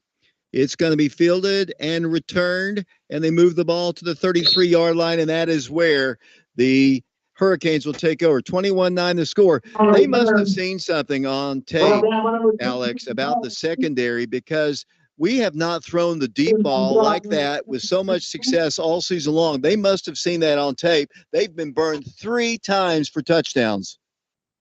No, I think you're absolutely right. I'm not going to argue that. But what I will say is, Oak Ridge the last several weeks, they've been showing the ability to hit that deep ball a little more frequently than they did in that first and middle part of the season. So I think what you're seeing is a culmination of, I think they definitely saw that they could take advantage of that matchup. But also just this team continues to be in rhythm more and more as the young passing game continues to grow. That's sorry to overtalk you again, David, but Elijah Bradley got in the backfield to break up that play. And, if you're not careful, that's a first down play that stops the clock. Oak Ridge still has 2 timeouts. I almost think if you're East Hamilton, you're forced to run this ball to make Oak Ridge use the timeout, because if you throw an incompletion here, all of a sudden Oak Ridge starts thinking, hey, let's get more. My good friend Bill Minot, the former voice of the Powell Panthers, said, gosh, they have a terrible secondary, and I'd have to agree. Quarterback's running it, and he's right in the secondary, and they're going to have to track him down. He's across midfield. He goes out of bounds at the 40. That time, he didn't have to scramble. He just tucked it and went with it, and they've got a first down once again at the Oak Ridge 38-yard line. And he looked really good and totally fine when he had the ball in his hands, but watching him at the end of that play, looks like winded, and he comes up looking like he's in pain. And I don't know if him running the ball like he has in this first half after whatever injury he sustained earlier in the second quarter, I'm not sure that's sustainable. He got some yardage there, but going forward into this second half, I just don't know if his legs are going to be quite the threat. Obviously, they were on that play, though. Quarterback back to pass, now scrambling to his left towards the Oak Ridge sideline. The Wildcats are trying to hem him in, and he runs out of bounds. And that's not a bad move on his part, because Price Davis, the ankle tackler, was in pursuit. It'll be with 2 minutes to play. Very short game for them. Yeah, short gain. It does stop the clock, though. Just 2:01 to go, trailing by 12. 21-9, the Wildcats. 3 long plays. I can't wait to hear Mark's time of possession here at halftime with the Madison Insurance Group halftime show. Ball is resting at the 33-yard line. They're moving away from Jackson Square. Crawford back to pass, in trouble, about to be sacked, fires a pass. Pass is just thrown out of bounds to stop the clock and save a sack. One of the Wildcats is slow to get up, and we'll attend to him, and that's not good, as I see who that is. Why don't we take a break here? It's an East Tennessee Spine and Sport timeout. Hopefully our good friend is okay. We'll be back to Blankenship Field following this timeout.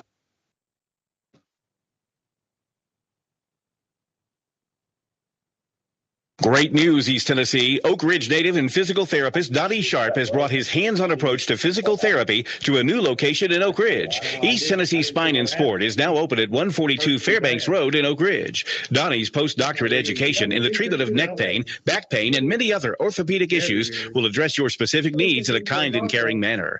Call East Tennessee Spine and Sport today for your evaluation. 888-5431 and go Wildcats.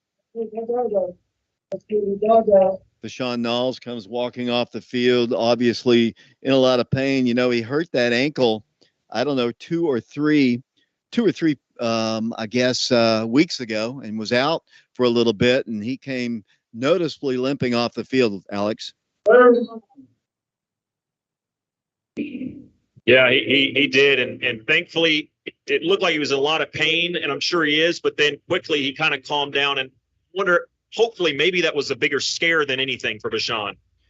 Handoff goes, and the Wildcats try to hem him in, and I think he's about a half a yard short of a first down. They had him behind the line of scrimmage. I think he's about a half a yard short of the first down, which I believe it'll be fourth down and less than a yard to go for a first. The ball at the 29-yard line. Alex? Yeah, and believe it or not, I think East Hamilton, if they're smart, they're going to run this thing down and call a timeout because heaven forbid on their end, if they don't get this first down, I mean, with a minute left, Oak Ridge is scoring in a matter of mere seconds, single-digit seconds. So you can't snap this ball too quick because if you're going for it and you don't, well, Oak Ridge just hit a one-play 60-yard drive. They'd only have to go 70. 21-9 the score, a minute 6 to play, and indeed they call a timeout. We have plenty of timeouts to fill. Why don't we take another one? We'll send it back to Brian Bennett, who's pushing all the right buttons. Oak Ridge on top, 21-9, 1:05 to play first half. We'll be back in 30 seconds.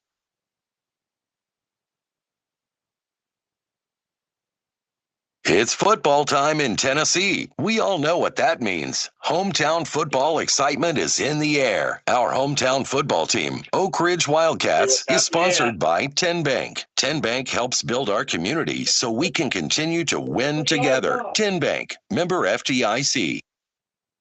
Uh-oh. Oh, Donnie boy. The brook there. Hey.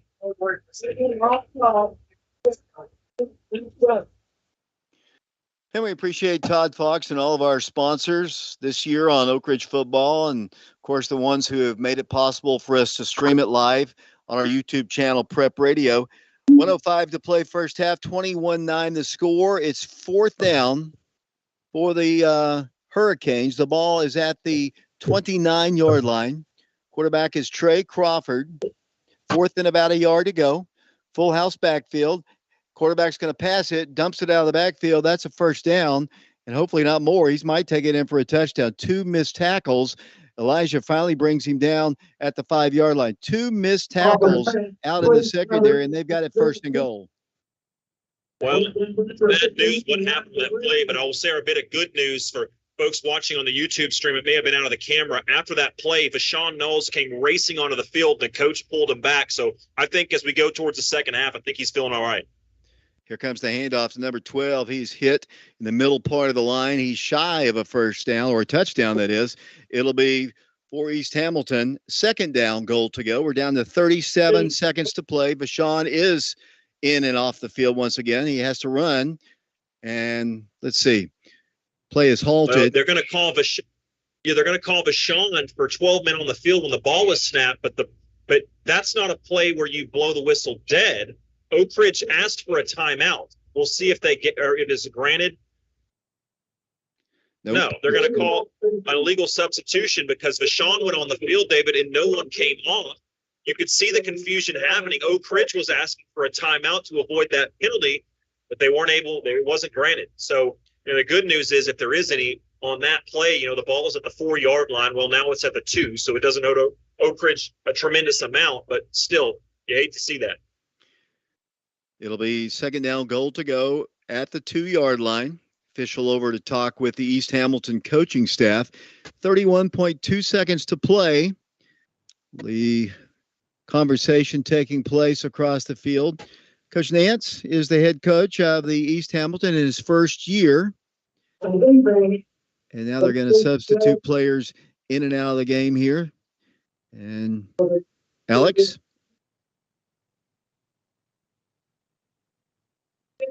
I'm really not sure. It kind of muffled. He's got a microphone, but they're going to try to quick snap this, David. Here they come once again. Quarterback, wildcat formation. He's going to get it and easily go into the end zone. Nobody was there to touch him. That is a touchdown for East Hamilton with 28.2 seconds to play. And our defense right there just, kind of looked discombobulated as the wildcat formation gets them a score. And with 28.2 seconds, they'll line up for the extra point. Yes. Not a lot of resistance, to be quite frankly, off that right side for the offense is right, defense is left that time.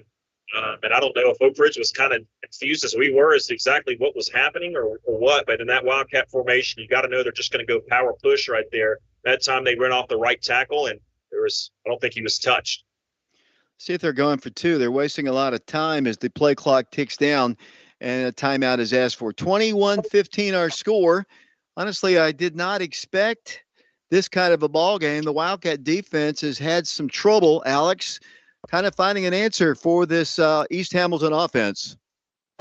Yeah, they have. And, it's funny that East Hamilton comes out in that funky formation trying to catch a defense off guard and making them respect it. And if, the defense doesn't line up correctly, they'll just go for 2 on you. But they do all that dancing around, and they had 12 men on the field. So that's why they had to call a timeout right there. But, yeah, Oak Ridge's defense, we've seen at times Oak Ridge have the ball moved on it between the 20s. But typically, once you get in that between that 20, 30-yard line, Oak Ridge defense, they stiffen up a little bit. Tonight, especially in the ground between the tackles, Oak Ridge has just not really had an answer. They've had an answer for a play or 2 here or there, but consistently East Hamilton has been able to move the pile.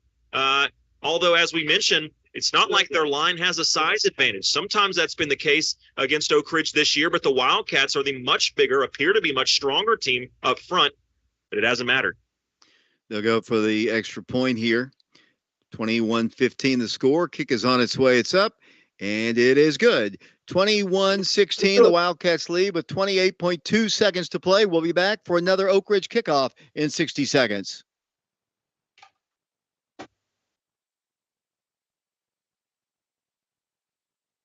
Oak Ridgers know that when you're looking for residential or commercial property, Betsy Coleman Realty has that special touch and ability to know exactly what you're looking for.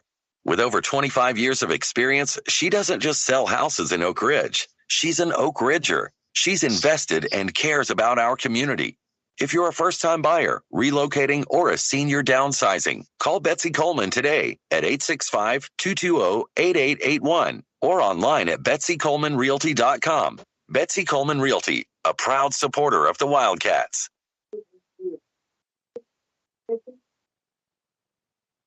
Kickoff for a hurry. These for the loss. Jarvis Douglas. Kickoff return.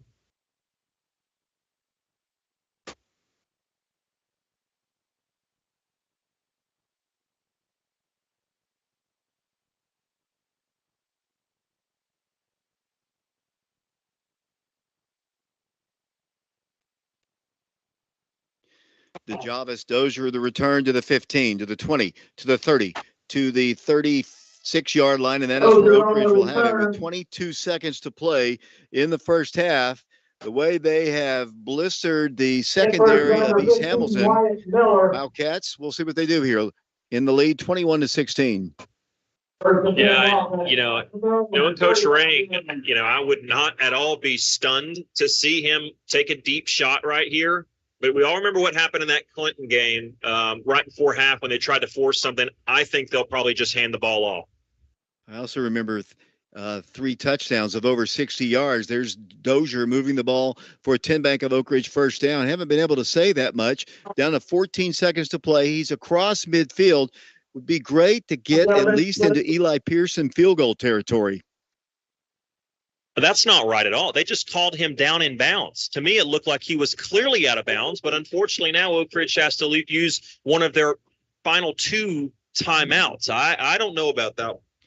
Ball is at the 43-yard line of East Hamilton. 14.2 seconds to play. I agree. Looked like he went sailing out of bounds.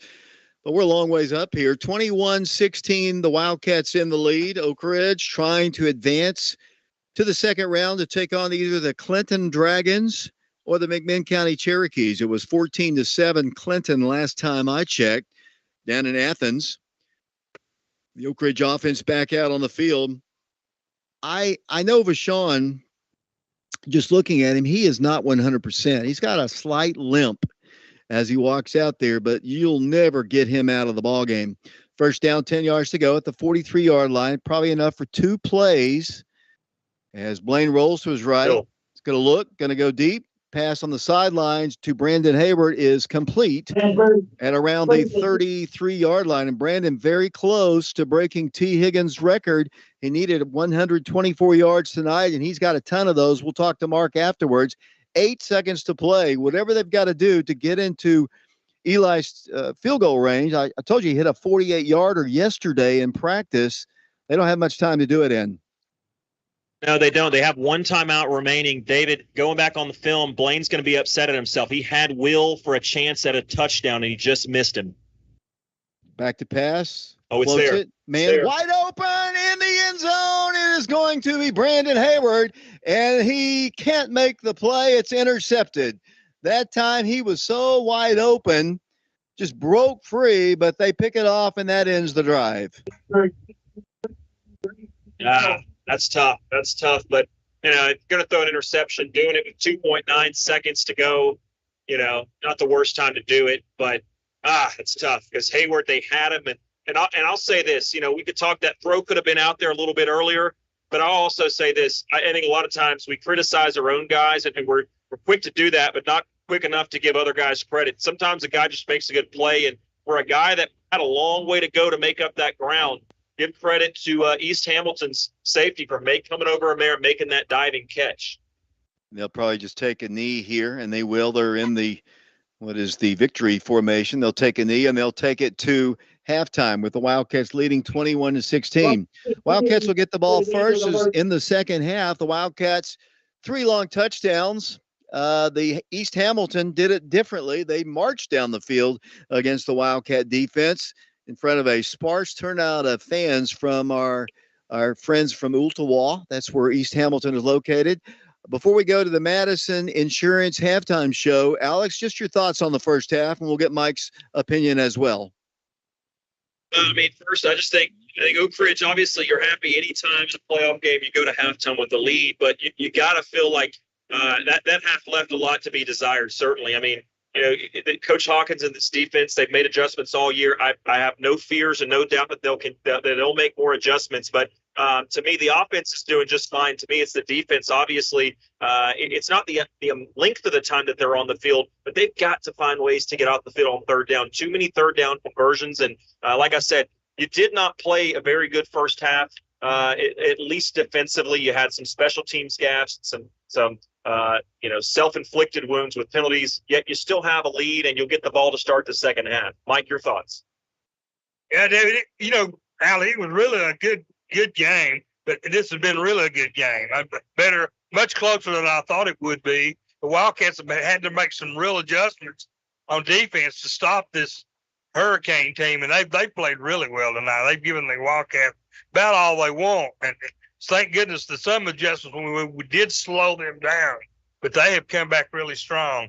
And this is going to be a great football game before this night's over. Now it's halftime. Hopefully we can go in and make some really good adjustments on the defensive side of the ball And what can you say about Blaine Stansberry? He's just passing the ball extremely well tonight. Long passes have been the name of the game for the Wildcats, along with Dozier running the ball. You know, the Wildcats have been able to maintain a 5-point lead here at the half. Oak Ridge up 21-16 here at the first half. Comes to a close. The Oak Ridge Wild Band is out on the field. They'll be performing here. Before we break for the Madison Insurance Group halftime show, why don't we give away the Andy's Pizza, Alex Myers? Thank you very much, David. And the Andy's Pizza is, I got to get my my read correct here. You think I'd have these things memorized, but basically Andy's Pizza, we're all about locals business, and that's exactly what Andy's Pizza is. Our newest sponsor is Andy's Pizza, which is located just down the road from Blankenship Field, the Ridgeway Center at 156 Bus Terminal Road. They're locally owned, and everything there is made in the store. Each and every Oak Ridge ball game night, we're going to give away one of their pizzas. We've done it this year. We'll continue to do it throughout the playoffs. Maybe what we'll do tonight is just say the first one to text 865-310-7207.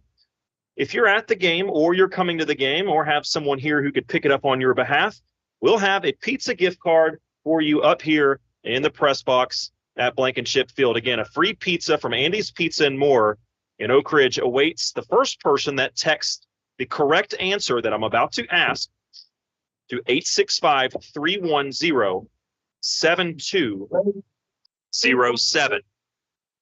The question of the night, and Mike, as you sit here, a great Oak Ridge football historian, I'd love for you, after we go to break, to think about this question. The question is, when Oak Ridge first played their first playoff game, it was 50 years ago, 1973, their first playoff game in Wildcat football history. Who did Oak Ridge play, and where did they play? So in 1973, the Wildcats played their first playoff game. Who did they play, and where did they play the game? We'll be back in 3 minutes with that and more as we head to the Madison Insurance Group halftime report.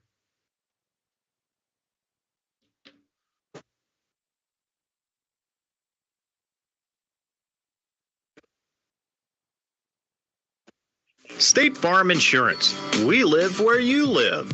For auto, life, and fire insurance, call your friendly neighborhood State Farm Insurance agent, Jim Trent, at 865-483-1351 for all your auto, life, and fire insurance needs. That's Jim Trent. Phone number 865-483-1351. State Farm Insurance. Like a good neighbor, State Farm is there.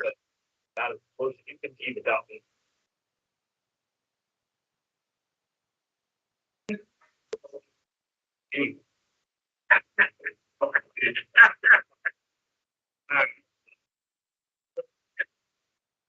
Very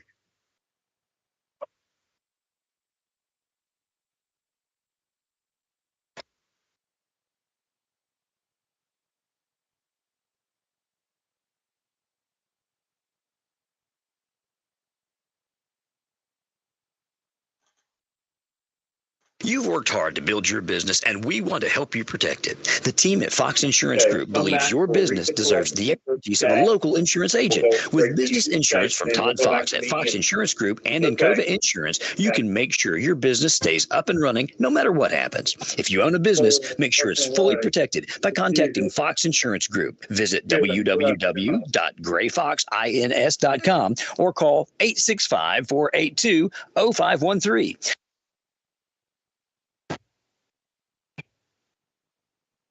John B. Burgess General Family Dentistry is a proud supporter of this broadcast and Wildcat football. A graduate of Oak Ridge High School in 1980, John was a member of the 1979 state championship Wildcats. He's provided dentistry services to adults and children since 1988, continuing what his father started in 1944. Call 483-1339 to set up an appointment today. And remember, go Wildcats!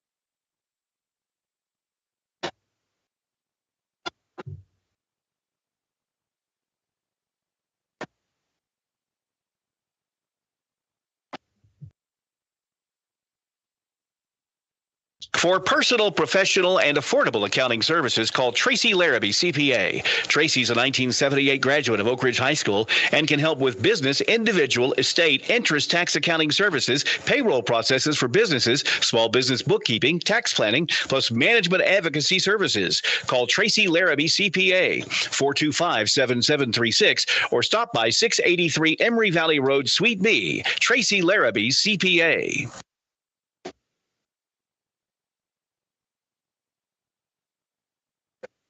Here we go.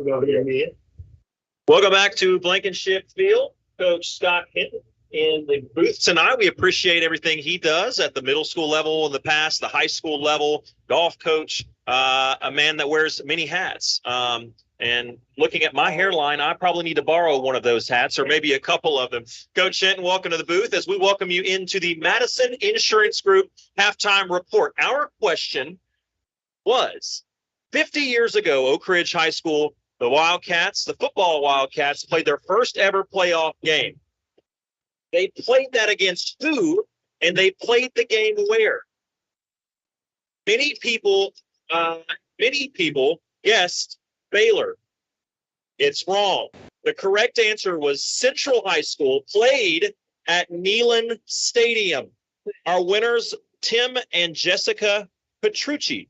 Tim and Jessica Petrucci, if you're here, come to the press box, ask where the radio folks are. You'll see my big ugly mud. You knock on the door and we'll give you the coupon. If not, text that number that we told you to, and we will get you the coupon however we need to do it. Mike Sheehan has your first half scoring summary. Wildcats on top 21-16. You're listening to the Madison Insurance Group halftime report. Mike? That was a great quiz question there, Alec. I missed it the first time, but I got it right the second time. So, great question. Knox Central doesn't surprise me a bit. Okay, to start this game off, the Hurricanes really just dominated time of possession against the Wildcats. And they drove it all the way down to the 7-yard line where Jaden Haywood, running back for the Hurricanes, ran one in 7 yards out and put the Hurricanes up 6-0. But Ethan Hicks's kick was blocked by Bashawn Knowles, and the score remained 6-0. Then with a minute and 45 seconds left, still in the first quarter, Eli Pearson attempted a field goal, but we got a false start penalty, moved the ball back, and I guess because of a cold ball, or just like David said, a cold toe, Eli Pearson's kick was short, and the Wildcats did not score on that field goal. But in the second quarter, 11 minutes and 8 seconds into the second quarter, Jarvis Dozier ran one in from 3 yards out and put the Wildcats on the board 6-6 to tie the game up. Then Eli Pearson's kick was good after 2 more false starts, making 3 false starts on 2 extra points. But Eli managed to knock it through, and the Wildcats led for the first time of the night, 7-6. But it wasn't meant to be terribly long, because with 4 minutes and 59 seconds still left in the first half, Ethan Hickson kicked a field goal from 23 yards out, and the Hurricanes went up over the Wildcats 9-7. Shortly thereafter, Blaine Stansbury threw a beautiful 54-yard pass to Brandon Hayward, and the Wildcats went back up 13-9. Eli Pearson again came in and kicked the ball between the uprights, and the Wildcats led 14-9. Then, with 2 minutes and 23 seconds, Blaine Stansbury threw one of the prettiest passes I've seen all year. Will Presley. Will had to actually slow down, adjust on the ball because of the great pass Stansbury threw. He was able to adjust to the ball, caught the ball on the dead run. Defender right behind him made a great.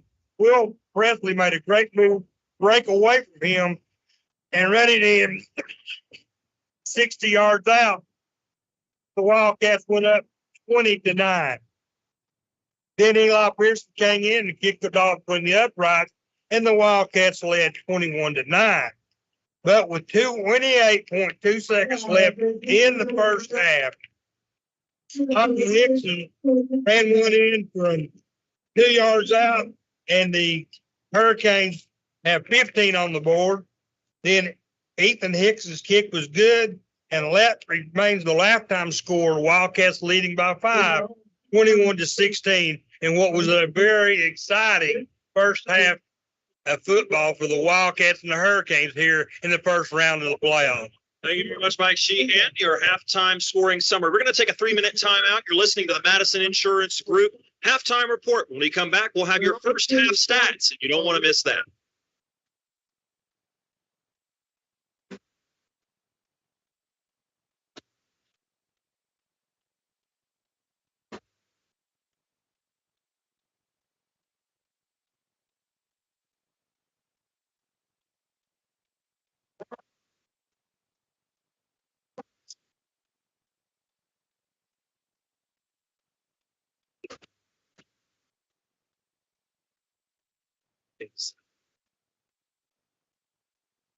Actually, they were up 14-0.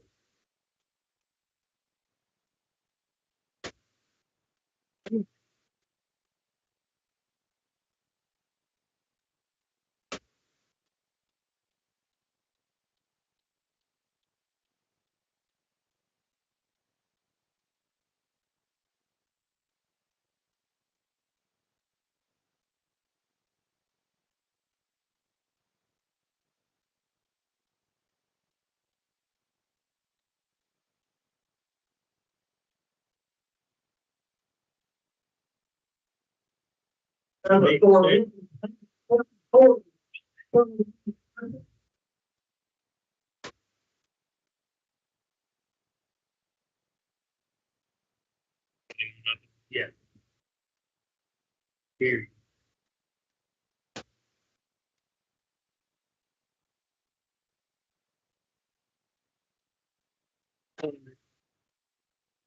Tennessee has 21-7. Now 27. 21. Got the variable right here. I got it. Yeah, I got it. Only one I need is Oliver Springs North Green.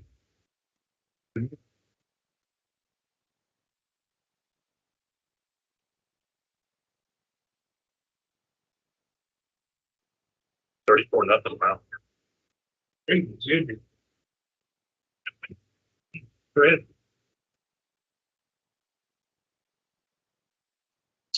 Well, Tuesday, making. That's that's it. Oak School would like to thank the 2023 season ticket sponsor, Oak Ridge Business Center. The Business Center is located at 1143 Oak Ridge Turnpike. Oak Ridge Business Center was founded on the simple premise that it can provide good quality products surrounded by sincere and knowledgeable service. People will feel good about their work in this time.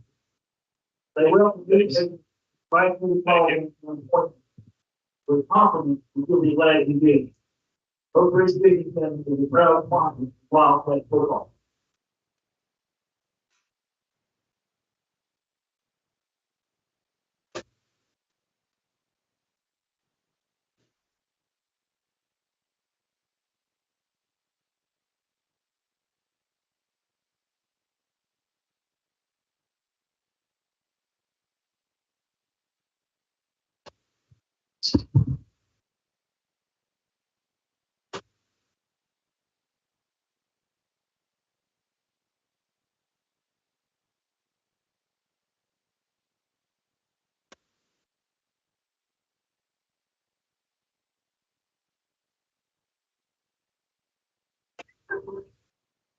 Welcome back to Blankenship Field. You're listening to the Madison Insurance Group halftime report. A few scores of interest to go over, and then we'll get right to Mark Haste with your first half stats. Anderson County up big on Sullivan East. They're up 40-0. Powell cruising over Tennessee High at half, 21-7. West all over Daniel Boone, 17-0. Oliver Springs with a big scoring output. 2 quarters into it, it's 34-0 over North Green. Bearden up on Dobbins Bennett. 2 strong football teams there. Bearden up on top early, 21-0. Maryville slobbering Science Hill, 34-3. As we get a little bit closer to where we're at right now, Central is trailing Sevier County. The Smoky Bears lead 30-14. Walker Valley, some Hamilton County area action. They're up on Campbell County 34-20. Lenoir City up on Ray County 24-7. Morristown West leads local Knox Halls 14-7. And of course, the winner of the game played here tonight will face off against Clinton and McMinn County. Clinton got up to a 14-0 lead. McMinn County scored late. And as they get set to kick things off in McMinn County, Clinton, the Dragons, up 14-7. Mark Haste, here we are with your first half stats. Said Oak Ridge on top at the half over East Hamilton by a score of 21-16. Looking at the first half statistics, first for Oak Ridge, led on the ground by the one and only, the Javas, the Bulldozer. He has 7 carries for 70 yards. He's the only one to rush the ball for the Wildcats tonight. He's averaging 10 yards per carry. Quarterback Blaine Stansberry, 5 of 9 for 234 yards. That's a 55.6.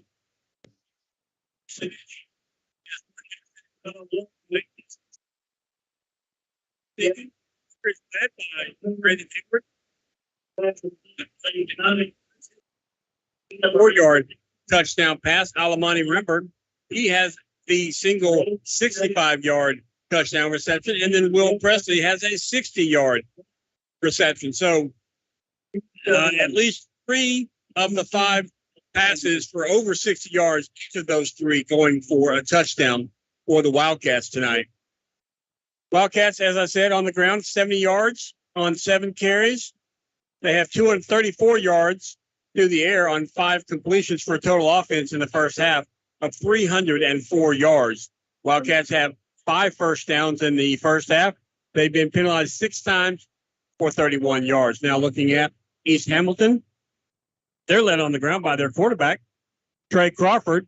He has 55 yards on 10 carries. Gonzalez Hinton has 5 carries for 38 yards. Michael Hinton, 33 yards on 12 carries. Jaden Hayward, 26 yards on 6 carries. And then Kyrese Willis has carried the ball for no gain. So as a team, the Hurricanes have rushed the ball 34 times for 152 yards on the ground. That's an average of 4.5 yards per carry. Looking at the Hurricanes through the air, their quarterback, Trey Crawford, he's 7 of 12 for 64 yards. His long is 24 yards. Receiving, the 24-yard pass was Gonzalez Hinton. He has a total of 4 completions for 43 yards. Jaden Haywood has a 9-yard reception. Michael Hinton with a 6-yard reception. And Zane Liffick with a 6-yard reception as well. So as a team, the Hurricanes have 152 yards on the ground on 34 carries, 64 yards through the air on 7 receptions for a total offense tonight of 216 yards in the first half. East Hamilton has had 11 first downs in the ballgame, only 2 penalties for 10 yards. So looking at the teams side by side, rushing yards, Oak Ridge with 70, East Hamilton 152. Passing yards, Oak Ridge has 234 passing yards, East Hamilton 64. Total offense, Oak Ridge with 304 total offensive yards in the first half, East Hamilton 216. First downs, Oak Ridge with only 5, East Hamilton with 11. That'll make sense in just a second when I tell you the time of possession. Penalties, Oak Ridge has 6 for 31. East Hamilton has 2 penalties for 10. The reason that Oak Ridge has fewer first downs is the time of possession. Oak Ridge had the ball for 4 minutes and 47 seconds in the first half. East Hamilton, 19 minutes and 13 seconds. That's an incredible difference. What an efficiency by the Wildcats. So, as I said, Oak Ridge on top by a halftime score of 21-16. And we'll send it back to Alex. Thank you so much, Mark Haste. As I want to give folks the update that I'm sure they're waiting for, they did, in fact, add 3 minutes at the end of halftime, although Hamilton East Hamilton didn't bring their band. So the field was cleared with like 8 minutes left. Still had to add 3 minutes for whatever reason. We're going to take a 2-minute timeout. This has been the Madison Insurance Group halftime report. When we come back, David Clear will be back with us as we get set for the second half. I can't believe it's 19. I'm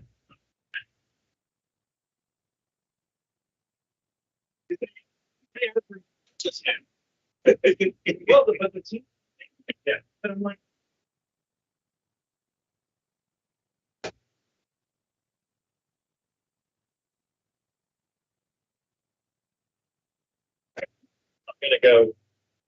How did you describe that a minute ago? What? For the pause for pause. Oh, yeah. Yeah.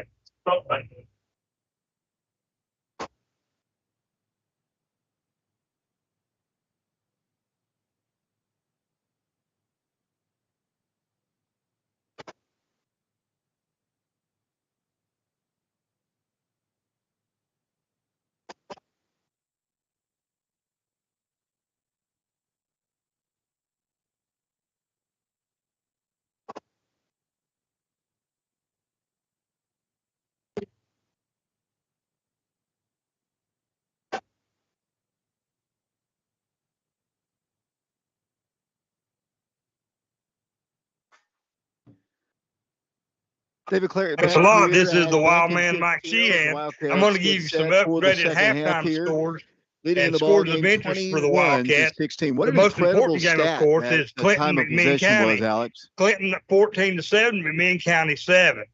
Morristown West is up over Halls 14-7. The Lenore City Panthers are over 24-7 over Ray County. Walker Valley's up 34-20 over Campbell County. Sevier County is up over Knox Central 30-14. Anderson County High School 40. Sullivan needs nothing. Powell 21. Tennessee High 7. Daniel Boone 17. No, Daniel Boone, 0. West 7. Oliver Springs 34. North Green 0. Bearden 21. Dobbins Bennett nothing. And Maryville over Science Hill 34-3 as we begin the second half of this contest. David? Thanks a lot, Mike. We're about to see East Hamilton to kick with their backs to Jackson Square. The Wildcats and Hurricanes trying to reach the second round. It's 21-16. The Wildcats about to receive. And here's the second half kick. It's high, it's long. DeJavis fields it at the 1. They're going to call it a touchback, and the Wildcats will take over. First down, 10 yards to go at the 20-yard line. The ball was across the goal line there. Wildcat offense on the field, and as Mark said a moment ago, they have been incredibly efficient. Incredibly efficient, and just a quick update. I know Clinton just surrendered a field goal, so it's now 14-10 Clinton with the lead. And Dave, 109 yards receiving. I know he needs 124 to tie T. Higgins for Brandon.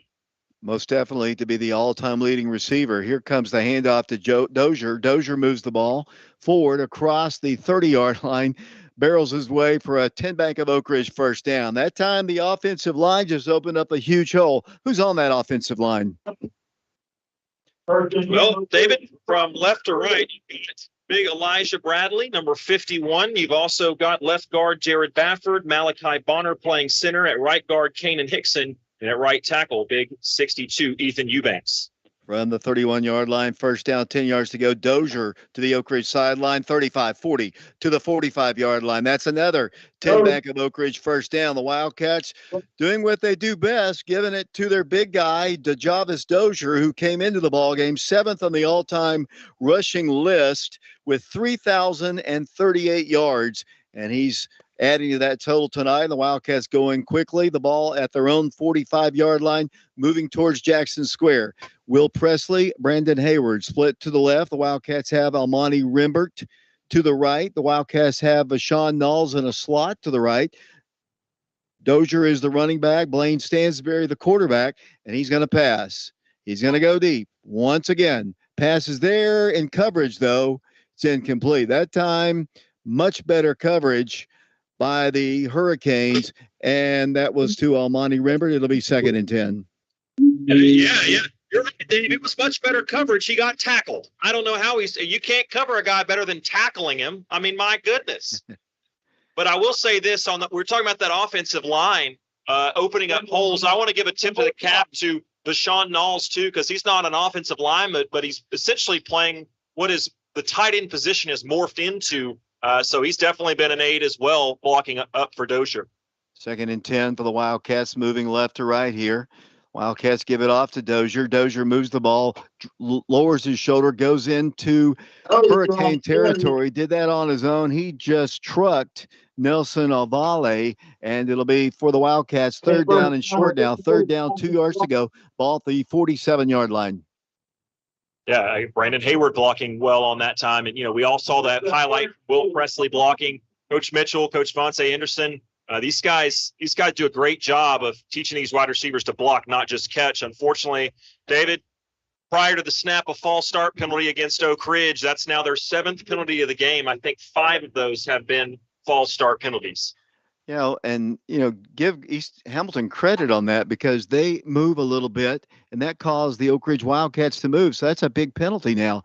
It is 3rd down, 7 yards to go. The Wildcats have Brandon Hayward, Will Presley split to the right. Almani's on the left side. Dozier in the backfield. Oak Ridge 3rd down and 7. 10:35 to play. 3rd quarter, 21-16. Blaine rolls to his right. Wants to pass. Does. Pass is intercepted. And that was just not a good pass at all. Just well underthrown. That's the 2nd interception of the ball game. And evidently, I guess Blaine just didn't see him at all. Yeah, I don't know. And Mike and I, our body language when he was getting ready to throw it, we both kind of jumped back because we saw it the whole way. Now, obviously, it's easy for us to see, kind of like a drone up at the top of the stadium. We can see the whole field. When you're under duress, under pressure, it's not as easy to kind of manipulate the coverage and see where you're going with it. But that's just a bad throw. Could have thrown that away or maybe taken a deep shot, something. But that was just never going to be there. There was a defender in between where he was trying to throw that ball and Blaine. And unfortunately, that's just one you'd like to have back. And the Hurricanes steal a possession away from the Wildcats.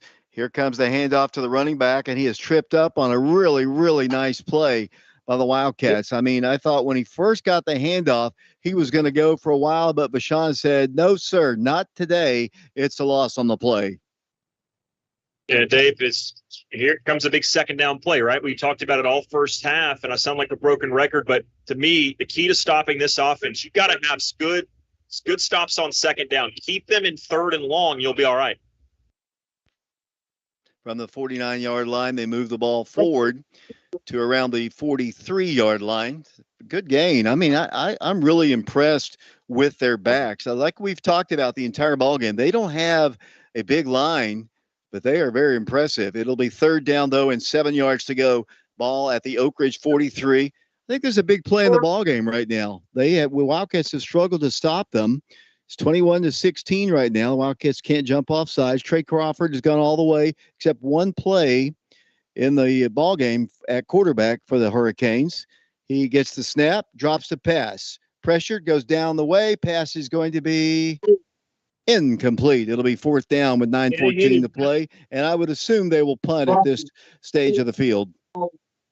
Yeah, so interesting. Both offenses, the big storylines in the first half. You come out, adjustments were made as we predicted, and all of a sudden, now it's the defenses that's the star of the show, and now the offenses are going to have to kind of make adjustments to the adjustments that were made, and it'd be a help if we could get a big return right here. Bryce Davis back with his heels at the 10-yard line.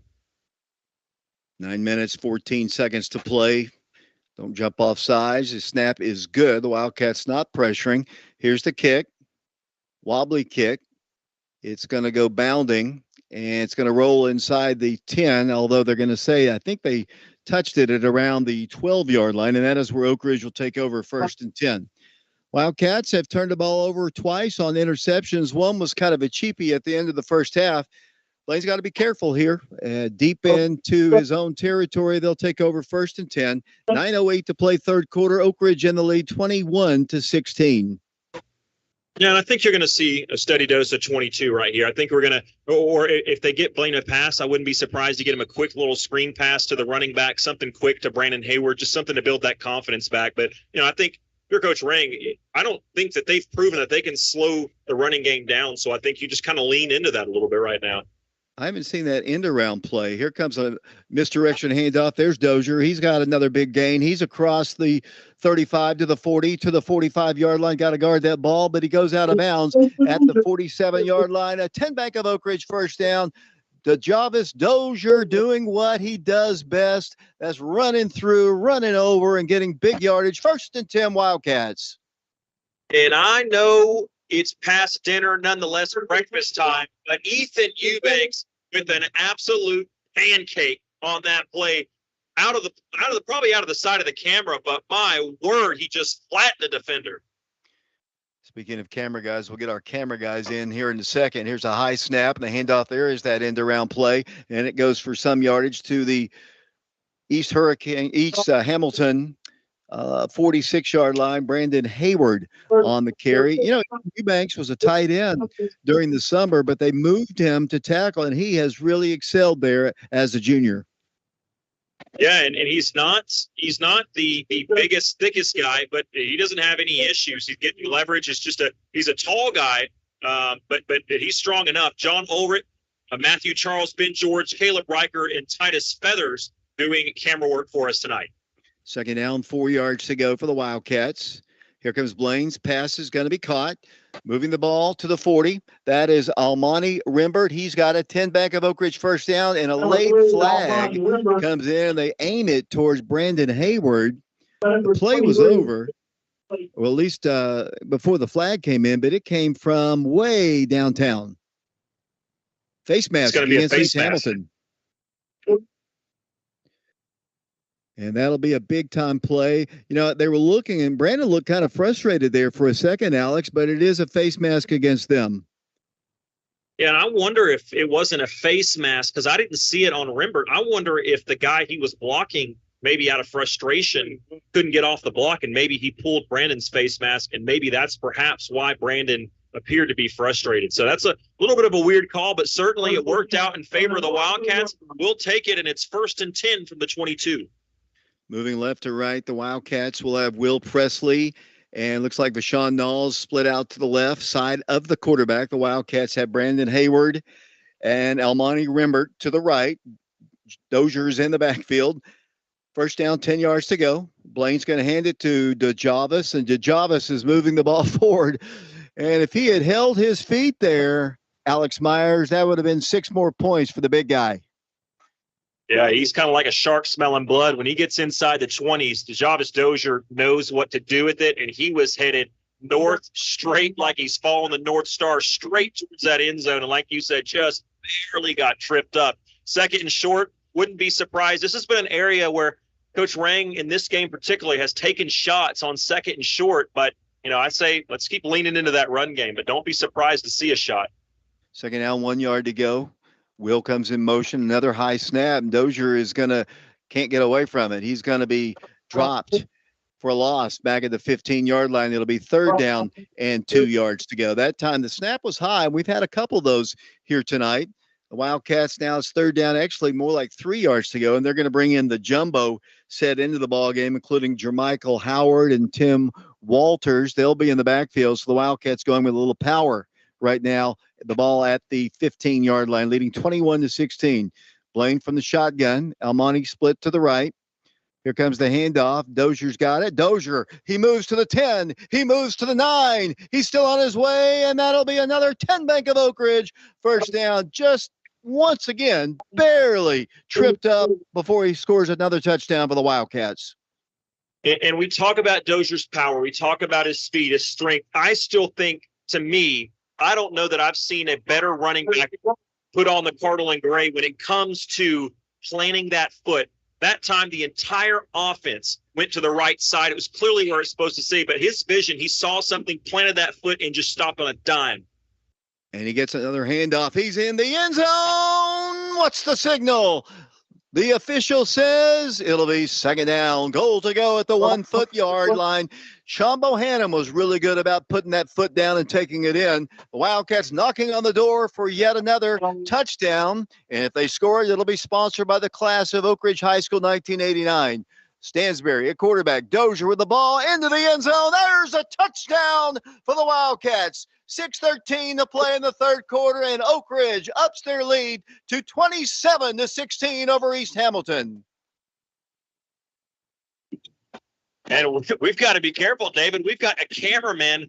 You got a cameraman down there on the hash mark. So we're glad certainly that he's doing his job and he's getting some good footage, but we might have to be careful on that one, David. I hate to get a penalty on the camera crew. Susan Steck's grandson, Eli Pearson, to attempt the extra point. The hold by Adam Washington, and the kick is good. Oak Ridge ups their lead back to 12. Oak Ridge on top of the Hurricanes, 28-16, 6:13 to play third quarter, and we'll be back to Blankenship Field. Playoff action in 60 seconds.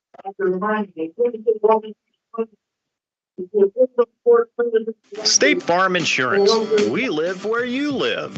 For auto, life, and fire insurance, call your friendly neighborhood State Farm Insurance agent, Jim Trent, at 865-483-1351 for all your auto, life, and fire insurance needs. That's Jim Trent. Phone number 865-483-1351. State Farm Insurance. Like a good neighbor, State Farm is there.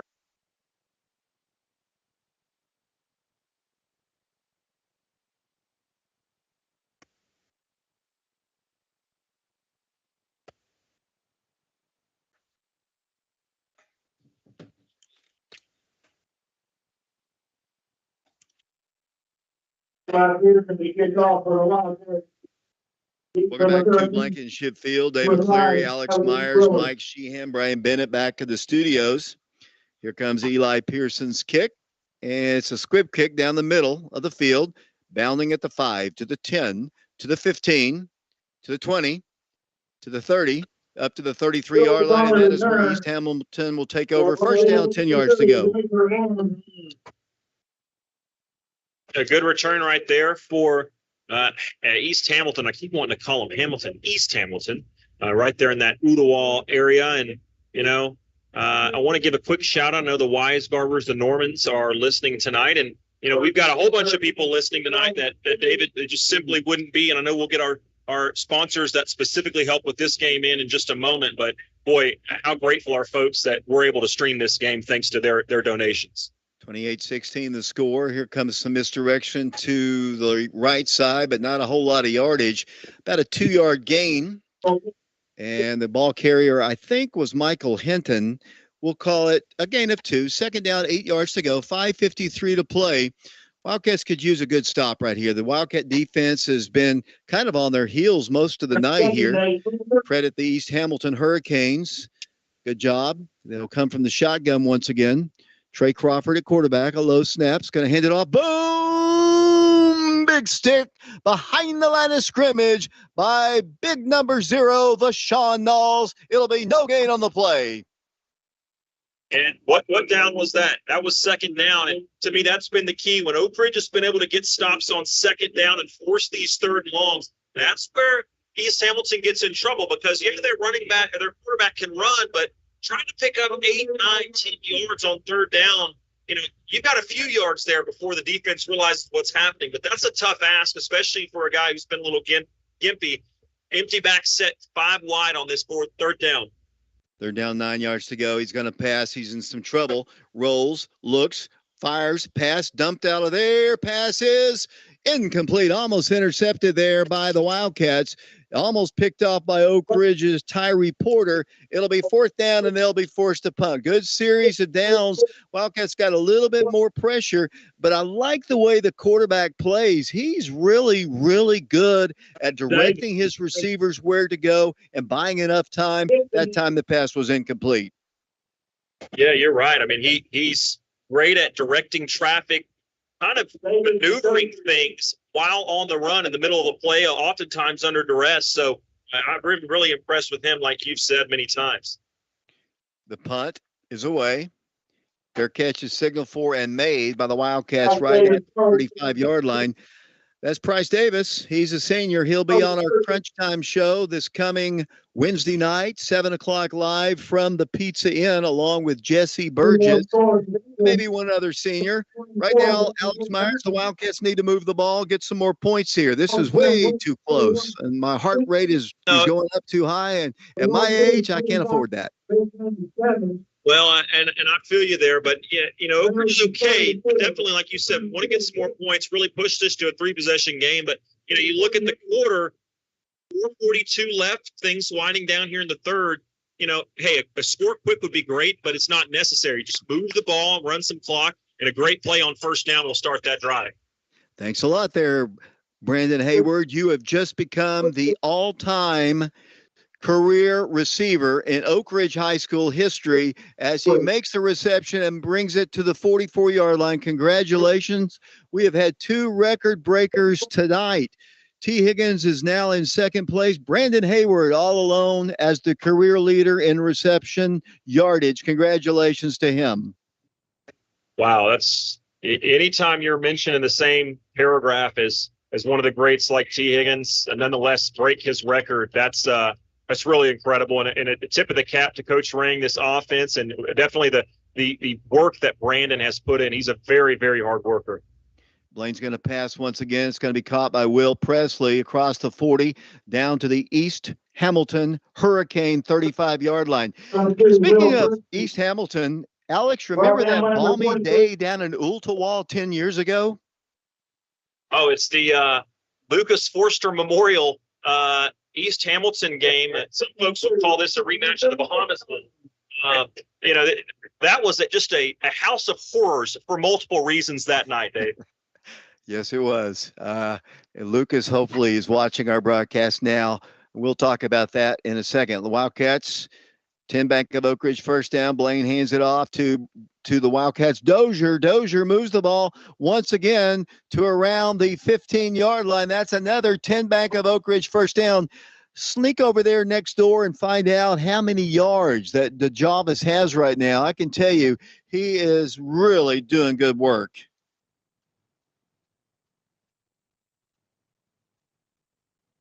As the Wildcats have it, trying to get more points here. 3 minutes to play.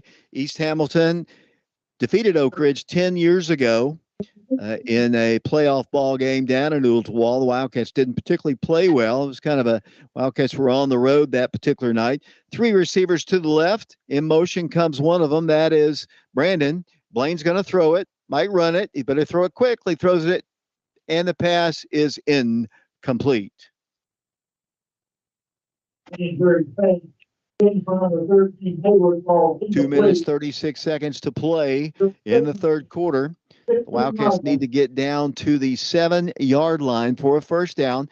Oak Ridge leads 28-16. We appreciate Virginia Bowles, Laura Langley, Charles Faust, Zach Panner, Jerry Williams with Trinity Home Care and Consulting, Malcolm Henderson, Sandy Henry, James and Mary Ann Hansen, Jim and Tina Trent, and Susan Steck for sponsoring our broadcast. Here comes the handoff misdirection. That's going to be Dozier. Touchdown, Oak Ridge. The Wildcats on a misdirection play take it into the end zone. Then Oak Ridge ups their lead to 34-16 over East Hamilton with 2 minutes, 30 seconds to play here in the third quarter. Just a great run that time by DeJarvis Dozier. They were very determined to get into the end zone, made a great cut, broke open free, and put it in the end zone. Wildcats up now, 34-16. Dozier approaching 200 yards rushing on the night. Eli Pearson to attempt. Looked like some movement again, and I believe there was. I mean, the kick was good. I didn't see a flag. It is good. Oak Ridge on top of East Hamilton now, 35-16. We'll be back in 60 seconds. Hello, this is Jim Norman, proud member of the 1979 Oak Ridge Wildcat football team.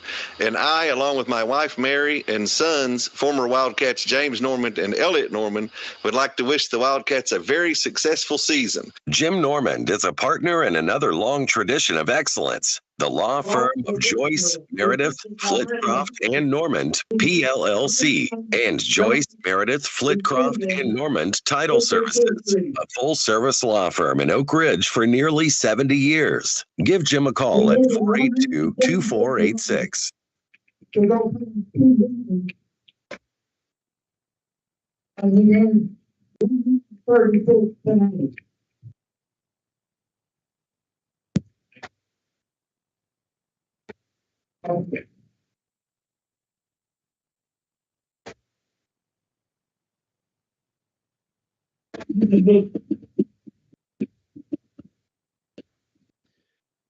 Here's the kickoff by Oak Ridge, once again fielded at the 10, to the 20, to the 25, to the 30, to the 35, to the 40, to the 50. The Wildcats' Will Presley trying to bring him down from behind, and he does.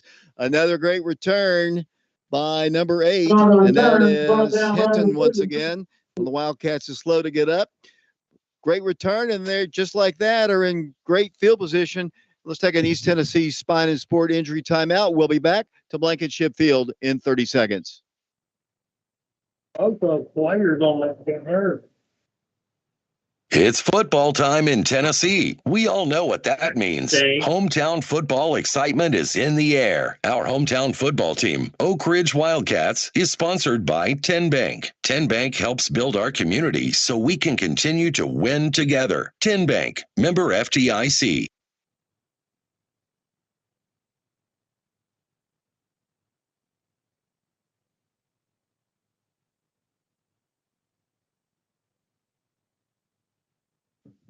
Welcome back to Blankenship Field. Alex Myers, David Clary with you, Brian Bennett producing, Mike Sheehan to my right, keeping our scoring summary amongst other notes. You hear some cheers in the background. A couple guys shaken up. Will Presley, who made the tackle, was shaken up, but he comes storming off the field, appears to be okay. The guy he tackled, the return man, the talented Vanzel Hinton, was also shaken up. Both players involved were shaken up. Clinton has now leads McMinn County. The winner of this game, of course, plays the winner of that game. Clinton now leads McMinn County. I think it's still the third quarter. It's 27-10. And David Clary, I know you're listening. Something really cool happened. You won't get the credit, but I'll give it to you. Your stats and Mark and Shauna Hayes' stats keeping, your record books made its way over to the press box or to the public address announcer. And I'll finish that thought after this play. This quarterback's going to drop back deep left, and they're going to complete a pass down to the 15-yard line. Will be 1st and 10. They're going to call it from the 17. But, David, before I toss it back to you, I want to say a cool moment that happened in the stadium on that last time out. They made the announcement. Everybody applauded that Brandon had now, with his last reception, passed T. Higgins as they become the all-time leadingest receiver in Oak Ridge history, and his teammates rushed over to congratulate him. That's great as they move the ball forward for a gain of maybe a half a yard at most on the play. Down to 2 minutes to play in the third quarter, 35-16. What a kickoff return just a moment ago to set up this great field position for the Hurricanes. You know, we talked about had they seen something on film, because they were continuing to do that booch kick that they've done so much. They've had a couple scares in this game, but that time they finally broke it. If it wasn't for Will Presley's absolute track speed, that would have been 6 points on the board. Second down, 9 yards to go. Once again, the handoff goes, trying to get some running room, bouncing away from tacklers, moves the ball forward. He is so elusive. Wildcats just cannot get their hands around him, and he's not very big, and he's kind of elusive, but it's going to be third down at about 5 yards to go. 3rd and 5, and, here's a third and medium. You've got to watch the legs of Trey Crawford, the quarterback here. He's not maybe 100%, it doesn't appear, but he's still good enough to beat you. Especially on the ground. Another thing, that little 5-yard comeback route that they've got, the guy's open in the slot. Dallas Sprint's going to come over to cover him now, thankfully. Quick hitters and the running game. Quarterback's going to hand it off to the back, and he's going to move the ball forward for what appears to be a first down at the 6-yard line. Junior tried to tackle him, but he squirted on free. It'll be first down, goal to go for the Hurricanes. Clock ticking down here, 35-16 the score. We're getting close to the end of the third quarter.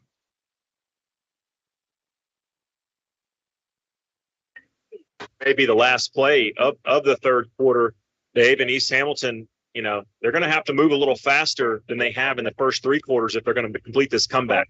Fumble on the play. The quarterback has to fall on it back at the 15-yard line. We're down to, I believe, 17 seconds to play in the third quarter, 35-16, and they will not get another playoff as the third quarter comes to a close. One more quarter of football. Somebody's moving on to play the Clinton Dragons or McMinn County Cherokees. Maybe it'll be Oak Ridge. They lead it 35-16. We'll be back with a fourth and final quarter in 60 seconds. At the end of the third quarter. State Farm Insurance. We live where you live. For auto, life, and fire insurance, call your friendly neighborhood State Farm Insurance agent, Jim Trent, at 865-483-1351 for all your auto, life, and fire insurance needs. That's Jim Trent. Phone number 865-483-1351. State Farm Insurance. Like a good neighbor, State Farm is there.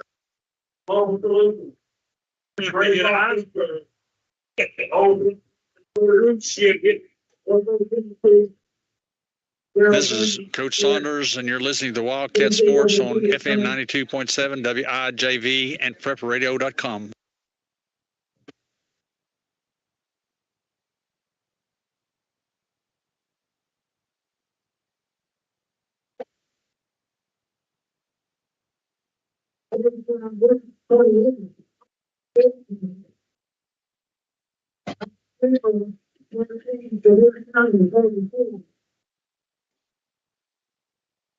David Clary, along with Alex Myers, Mike Sheehan, Titus Fetters, along with John Ulrich, along with Matthew Charles and Ben George, Brian Bennett back in the studios.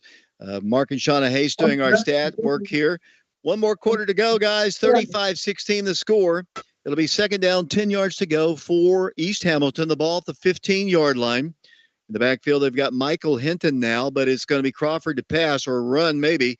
He rolls to his left, looks, fires, end zone pass, and almost intercepted by the Wildcats at the goal line. Couldn't quite get to it, and one of the Wildcats is down again, and I believe that is Brandon Hayward once again. He's just coming off the injured list right now. But here comes Brian Leffler, our trainer, out to attend to him. I think he's okay. The Wildcats also getting Coach Rang out there to make sure Brandon's okay. Big night for him, passing T. Higgins on the list. And hopefully it's not a concussion. We've had a lot of those this year. And football is a dangerous sport, Alex, as they attend to Brandon Hayward. Yeah, you hope he's all right. Oak Ridge is, like you said, they've dealt.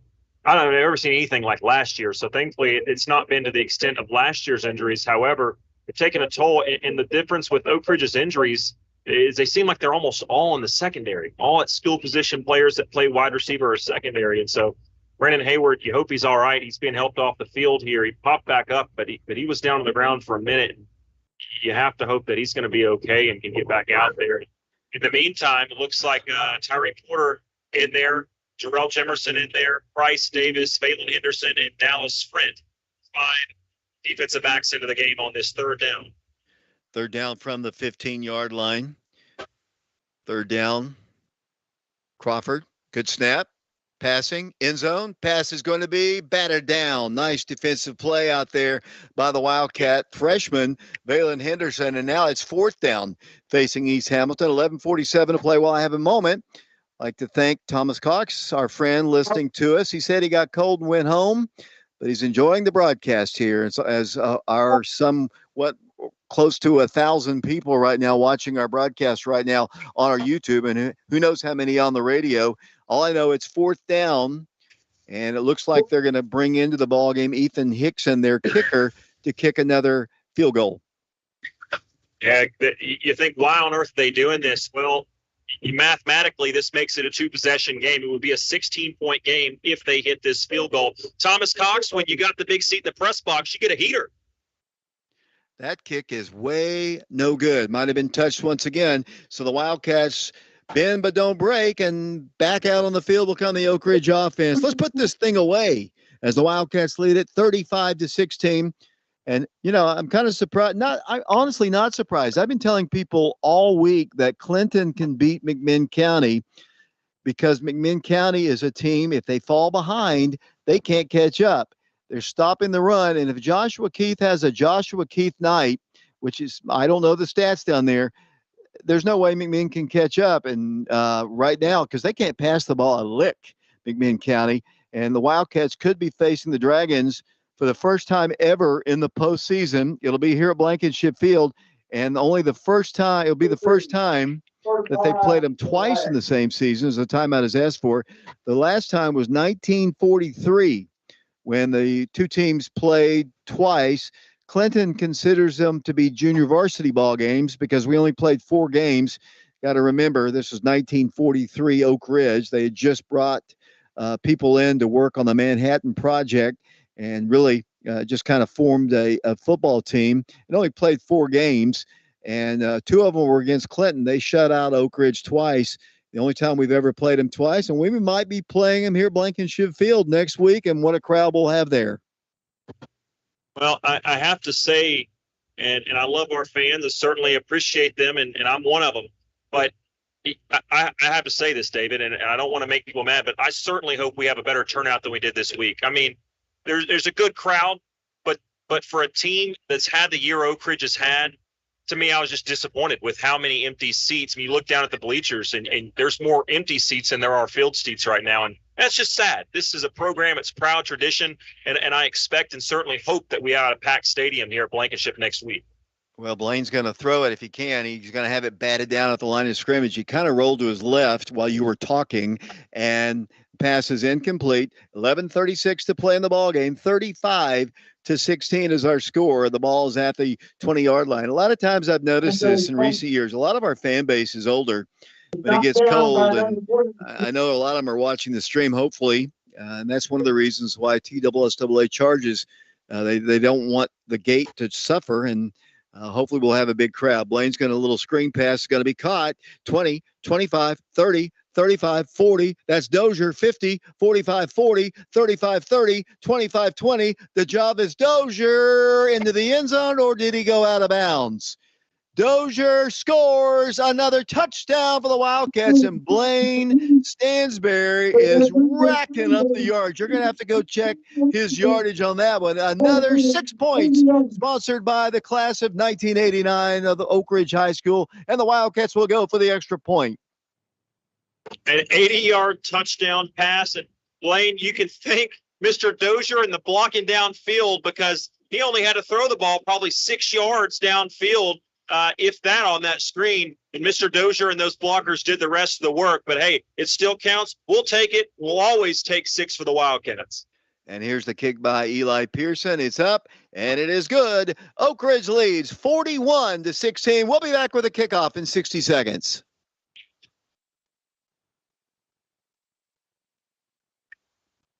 Hello, this is Margo Davis with the Old Town Inn, a hidden gem nestled in the secret city of Oak Ridge. Be it a holiday event, a birthday, a baby shower, a family reunion, or your intimate wedding day, we at the Old Town Inn want to celebrate these magical moments with you. Keeping with elements of historic charm, this slightly modified Oak Ridge, Tennessee original Manhattan Project home has been refurbished to accommodate up to 75 in attendance for your special gathering occasion. We're located in the shadows of Blankenship Field at 110 East Tennessee Avenue, and we invite you to come by and see for yourself. Personal tours are available by contacting us by phone at 865-206-0874 or email at oldtowninn@gmail.com. Come celebrate with us soon.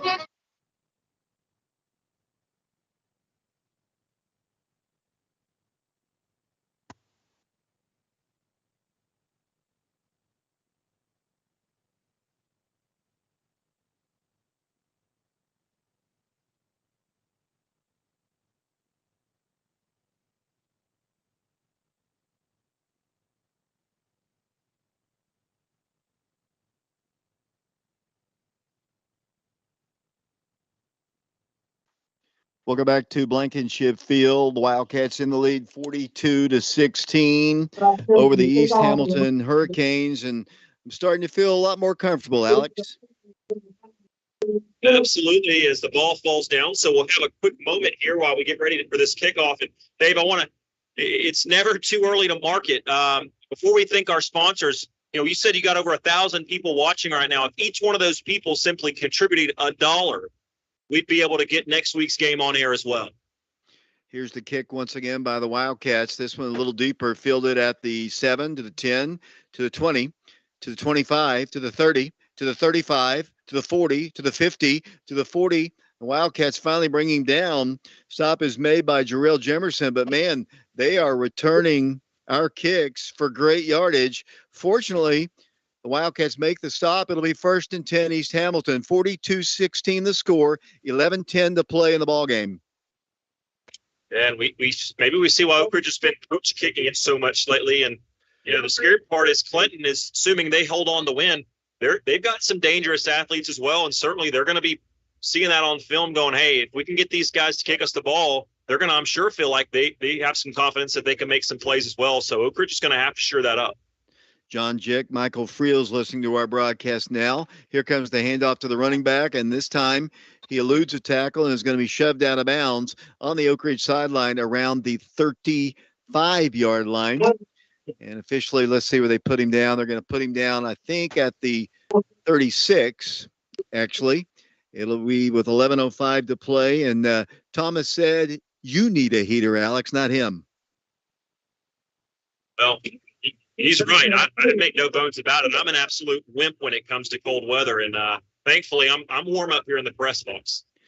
Here comes Crawford to pass. Pass is going to be knocked around and incomplete. 11:01 to play in the ball game. 42-16. Are you surprised about that Clinton score? A little bit, but like you said, to me, it's not a possibility because of McMinn County. And honestly, I think West is the same way. They're good if they can control the ball. They're talented enough that they can run, but they are sort of one-dimensional. But if you can get up on them by a score or two, and that's what was so frustrating about that loss, one of many things that was frustrating when we went down there. Once again, here's the pass. It's going to be caught at the 25-yard line, breaking tackles. And I've been really impressed with Mr. Hinton. He has done a really, really good job. And I'm not talking about Scott. I'm talking about that young man. And it's going to be 1st down, 10 yards to go. Thank Virginia Bowles, Laura Likely, Charles Faust, Zach Painter, Jerry Williams with Trinity Home Care and Consulting, Malcolm Henderson, Sandy Henry, James and Marianne Hansen, Tina and Jim Trent with Jim Trent Insurance, and Susan Steck for helping to make this game possible. Again, we'll need to raise $750 to stream on YouTube again next week. Here comes the quarterback running it, and he moves the ball to the 10-yard line. So, a couple things have happened here in this ball game. Blaine Stansberry became the single-season passing leader of all time, single season over 2,000 yards. He has also broken the single game passing record tonight. He broke another one of Mitchell Gibbons' records. Tonight, Blaine has 358 yards, and he's number one, the most passing yardage ever in a single ball game. 10 minutes to play. Crawford's going to pass. His pass is caught, and inside to the 6-yard line will go the receiver. Big night for Blaine Stansberry here tonight. No doubt. And you know what? Big-time players make big-time plays and big-time moments. And, Blaine hasn't played a perfect game, but, when does anybody, right? And if you're going to have a game where you start breaking a bunch of records between him and Javis and Brandon Hayward, well, heck, why not go ahead and do it when we're in the playoffs? And what better venue to do it than right here at Blankenship Field? 9:35 to play, 42-16 Oak Ridge. Handoff goes inside the 3. Tackle is made there, I believe, by Elijah Bradley. Vasham was there along with Walters and Junior Adams. 9:21 to play. Getting some response on what you just said just a moment ago. Colton Wade's asking me right now how many yards that Dozier has. We've got him with 272 yards, all-purpose yards in this one, receiving and rushing. That's another big night for the big guy. Is here with 9 minutes to go. Up to the line will come East Hamilton once again. They're moving fast. And handoff goes to number 12, and he is in the end zone for a touchdown. A lot of offense here tonight. That's for sure. But we say that, and East Hamilton's moved the ball again here in the second half. But, David, that's their first points of the second half. So, again, and Coach Hawkins has done a great job with this defense all year. We talk about it, it seems like every game, and rightfully so. But, as much as East Hamilton has controlled the clock, controlled the line of scrimmage, you look up and they hadn't scored since late in the second quarter. So certainly those adjustments helped. But right there, just too easy. A couple of these touchdowns for East Hamilton, there's just not been a lot of resistance. That was one of them. And they'll go for a 2-point conversion here. Crawford rolls to his right, comes back to his left. Has a lot of green grass in front of him, green plastic in front of him, and that pass is going to be incomplete. The 2-point conversion try fails. 8:51 to play in the ball game. 42-22 Wildcats. We'll be back to Blankenship Field with another Oak Ridge kickoff in 60 seconds. You've worked hard to build your business, and we want to help you protect it. The team at Fox Insurance Group believes your business deserves the expertise of a local insurance agent. With business insurance from Todd Fox at Fox Insurance Group and Encova Insurance, you can make sure your business stays up and running no matter what happens. If you own a business, make sure it's fully protected by contacting Fox Insurance Group. Visit www.grayfoxins.com or call 865-482-0513.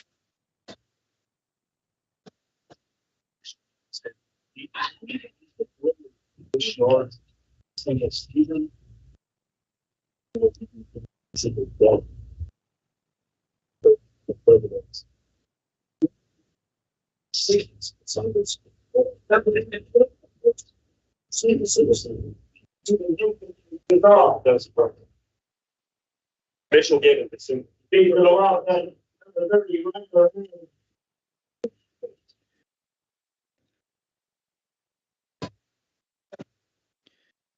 Oak Ridge on top by 20, 42-22, 8:51 to play in the ball game. Here's another kickoff and another deep kick this time. Going to be returned by the Wildcats, and that is Oak Ridge moving the ball up to the 30. I think that's Riker Arms moving the ball up close to the 40-yard line. Got a good head of steam, and the Wildcats have great field position. Well, they had great field position, but now there's going to be a penalty against the Wildcats. Nope, they're going to change it. They signal the wrong way. It will be against East Hamilton. Now there's further discussion, but on that return, like you said, full head of speed, and I like what Riker did. Leaned into his strength, which is that speed, and he didn't try to dance around. Didn't have really much blocking, but he just got to the edge and got north and south and got as many yards as he could. And they are walking it back, and the Wildcats have been penalized way too much in this one. But fortunately, their offense has been way too much. Too much Dozier, too much Blaine Stansberry, a couple of records, and he's knocking on the door for another one. He's got 3 touchdowns in the game, and he has tied Mitchell Gibbons. Poor Mitchell's gotten 2 of his records knocked out today, or he's tied now with the single season touchdown mark. He's thrown 24 this season. The record by 1991 state champion quarterback Mike Underwood had 25 in 1991. Who knows? He might tie it right here. We'll see. The Wildcats probably should keep it on the ground, but we'll see. As the Wildcats quarterback is Blaine Stansberry, getting all kinds of people who are commenting on our stream. And here comes Blaine handing it off, and Wildcats moving the ball forward across the 15-yard line. Ball carrier is DeJavis Dozier. Clock is not East Hamilton's friend right now. Alex, 8.5 minutes to play. They are down 42-22. No, you're absolutely right. I was as you were talking, just looking up there, just tick, tick, tick, tick, tick. When you got a big lead like this, it cannot come off fast enough. And we're under 8 minutes and 20 seconds now, 8:15 to go here in this final quarter. Wildcat quarterback is Blaine Stansberry. Fashawn's in at tight end. The Wildcats have Almani Rimbert. He had a great reception back in the first quarter. Wildcats, Blaine to pass, goes deep again, way down the field, pass is incomplete. Good coverage that time by the Hurricanes. 7:56 to play. Oak Ridge, 3rd down and 7 yards to go. And Oak Ridge leads it 42-22. Any update on the Clinton score? I know Mike's kind of keeping track with that. We'll look momentarily, and I don't know. I think right there, I don't know. I'm obviously not the one that's got 17 players breaking records tonight, so Coach Ring has forgotten more about football than I know, especially on the offensive side. But I don't know. I think you run the ball right there on second down, keep that clock running. It's easy to say after an incompletion, if they would have caught that run, then of course I'm over here silent. Well, 1 minute to go. Clinton is up 27-10, David. Timeout is asked for by the Wildcats. 7:56 to play in the game. 42-22. We'll be back to Blankenship Field in 30 seconds. State Farm Insurance. We live where you live. For auto, life, and fire insurance, call your friendly neighborhood State Farm Insurance agent, Jim Trent, at 865-483-1351 for all your auto, life, and fire insurance needs. That's Jim Trent. Phone number 865-483-1351. State Farm Insurance. Like a good neighbor, State Farm is there.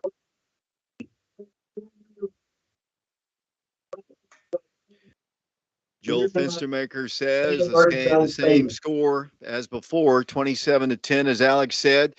Wildcats and Dragons. Who would have ever thought they'd be playing in the second round of the playoffs? But that's what it looks like, Alex Myers.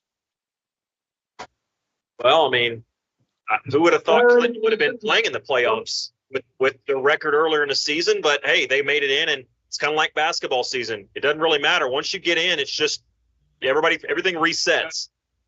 Well, here's Blaine being sacked back at the 13-yard line, and there might be a horse collar because a flag went down right where Blaine was sacked. They're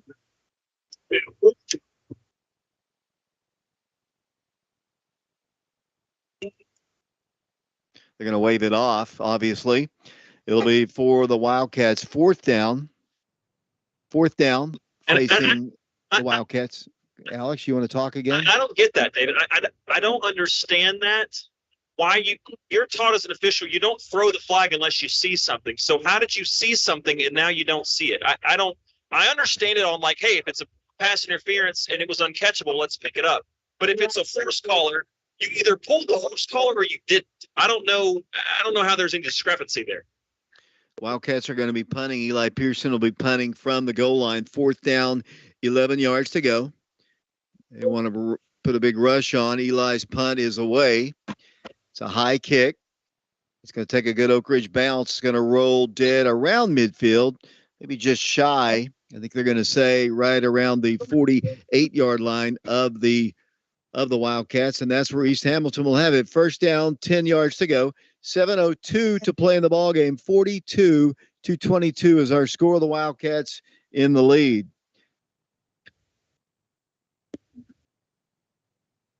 Appreciate you listening to our broadcast. Big stop right here coming up for the defense. Obviously, this one looks to be in hand, and Oak Ridge has done a much better job of scoring quickly. East Hamilton's kind of had to matriculate and just slowly work the ball down the field.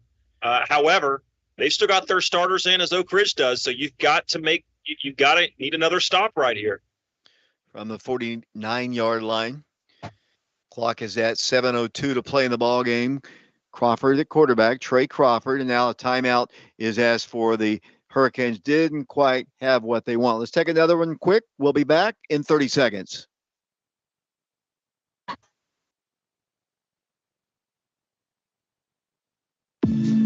Mortgage Investors Group at the Oak Ridge office. We love our community and Oak Ridge Wildcat football. We pride ourselves in taking the same winning tradition in helping you find the perfect mortgage loan for your family. Ask for Norma Sheldon, Jackie Pullen, Shannon Ockeltree, or Darren Osborne at 865-482-8910 or visit us online at mortgageinvestorsgroup.com. Tennessee Mortgage License Number 109111. MIG is an equal housing lender.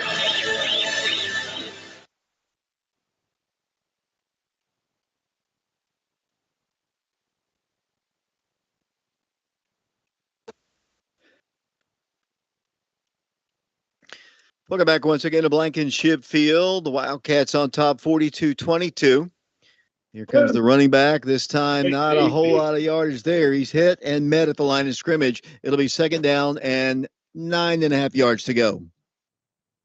And what I just saw after that play, Bryce Dorsey almost blew a gasket there. And he may have had a very good reason for doing so, but this is the danger zone where it's kind of a blowout. Both teams know what's going to happen here.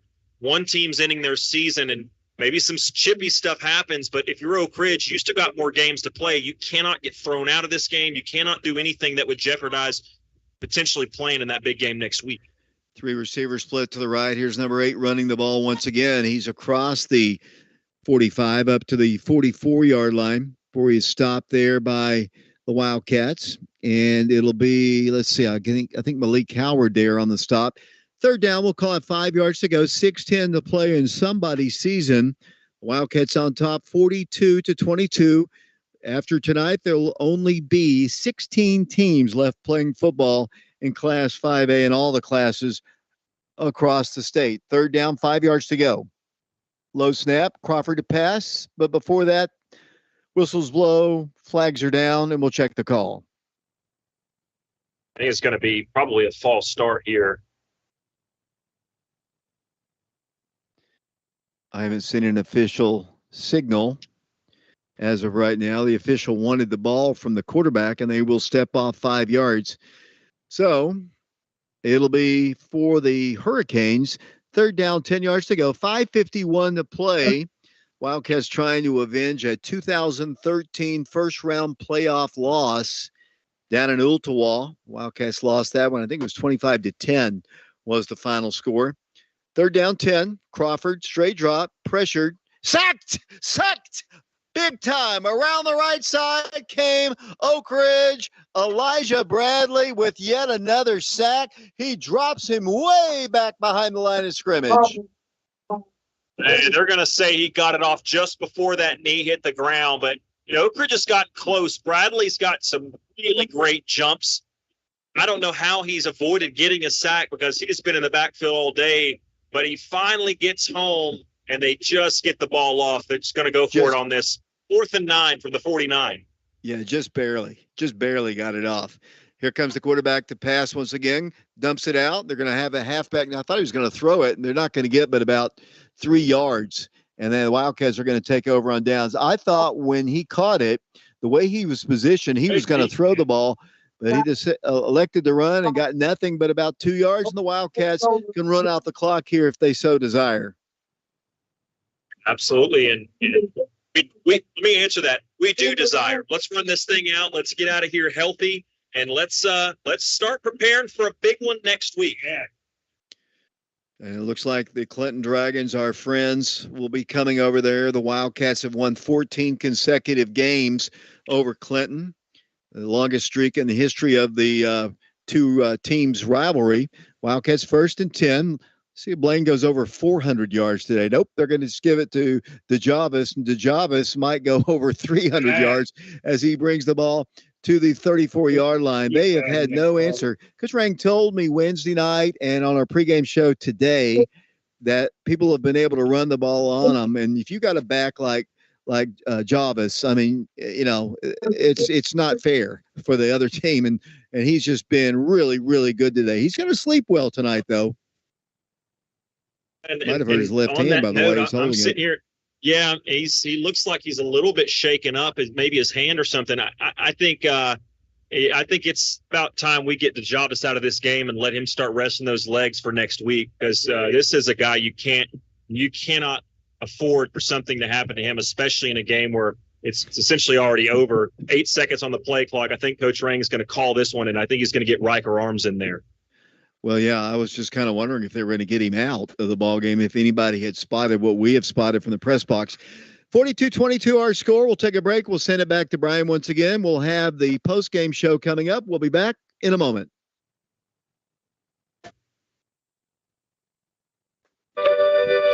You should be comfortable at home. You also should be able to breathe easy and relax and not have to pay a dime more than necessary for that privilege. That's the mission that drives us to work hard every day at Cook's Comfort Systems. We provide top-notch installation of heating and air, plus heat pump, air conditioning repair, and air quality services to families and businesses throughout the Oak Ridge and Knoxville area. As a family-owned and operated company, we pride ourselves on our honesty, integrity, and quality of workmanship. We are totally committed to your comfort. Call Cook's Comfort Systems today at 865-248-5001. Cook's Comfort Systems, your best choice for comfort. This is Mitchell Gibbons, and you're listening to Wildcat Sports on FM 92.7, WIJV, and PrepRadio.com. Yes.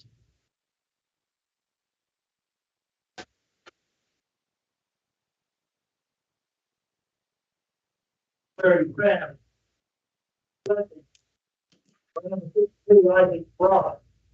Welcome back once again to Blankenship Field. The Wildcats of Oak Ridge have in the ballgame now running back.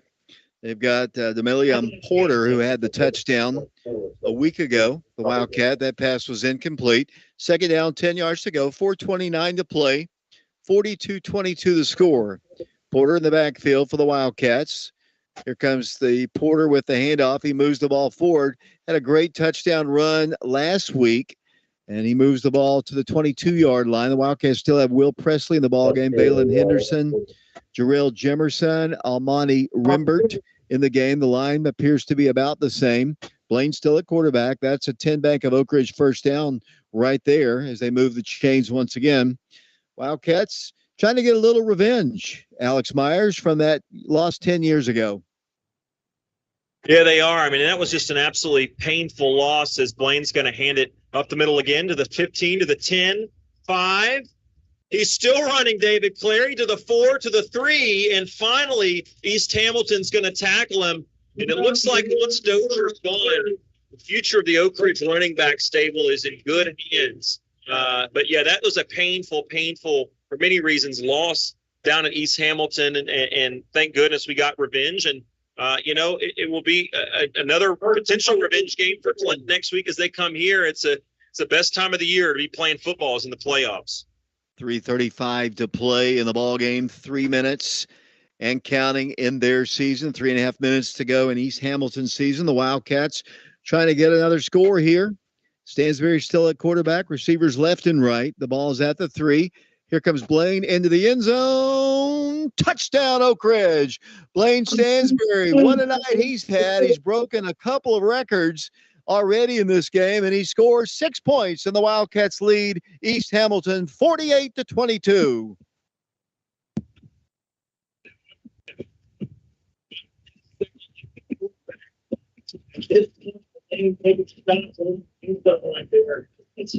Looks like Frankie Okeza is going to go in to attempt the extra point. The Wildcats will have Adam Washington to hold. Frankie had an extra point last week. Let's see what he can do here. 48-22 the score. Ball is down. The kick is on its way. It's up.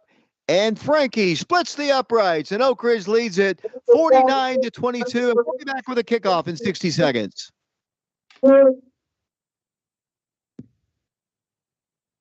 Do you remember as a kid where you got your first haircut in Oak Ridge? Well, for most of us, it was on the corner of Kentucky Avenue and Broadway. Jackson Square Barbershop, formerly Ken's, is an old-time barbershop with a modern twist, offering clipper cut styles for the whole family and now hot shaves. Drop by Tuesday through Friday from 8 to 5:30 and on Saturday from 8 to 3. The Jackson Square Barbershop, still the friendly place you remember as a kid and still the best place in town to get your haircut. Just a few steps from Blankenship Field, the Jackson Square Barbershop is a proud supporter of the Wildcats.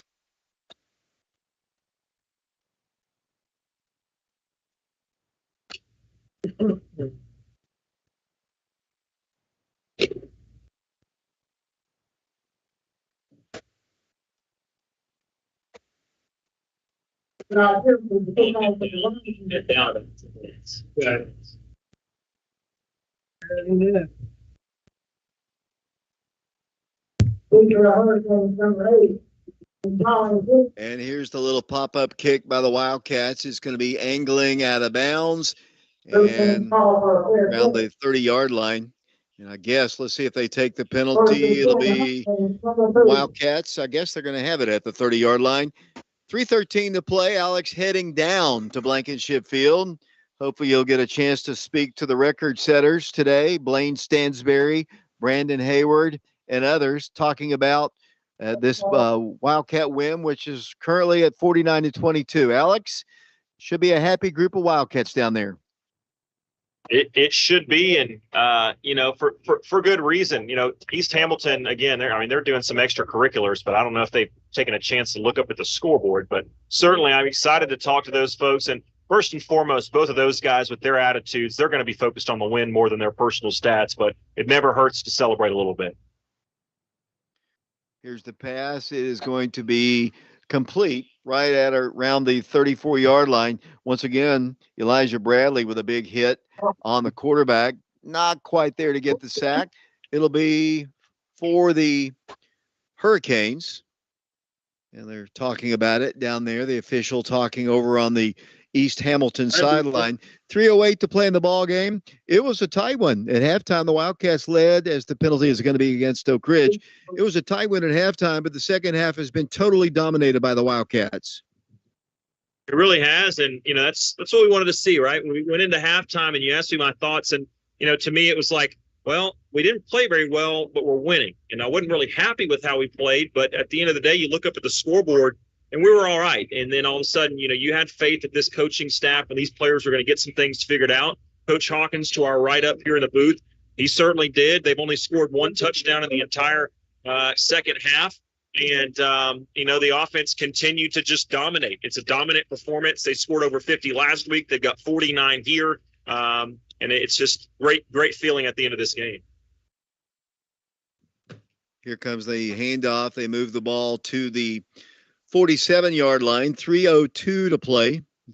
Wildcats are going to send these guys in green back to Ooltewah.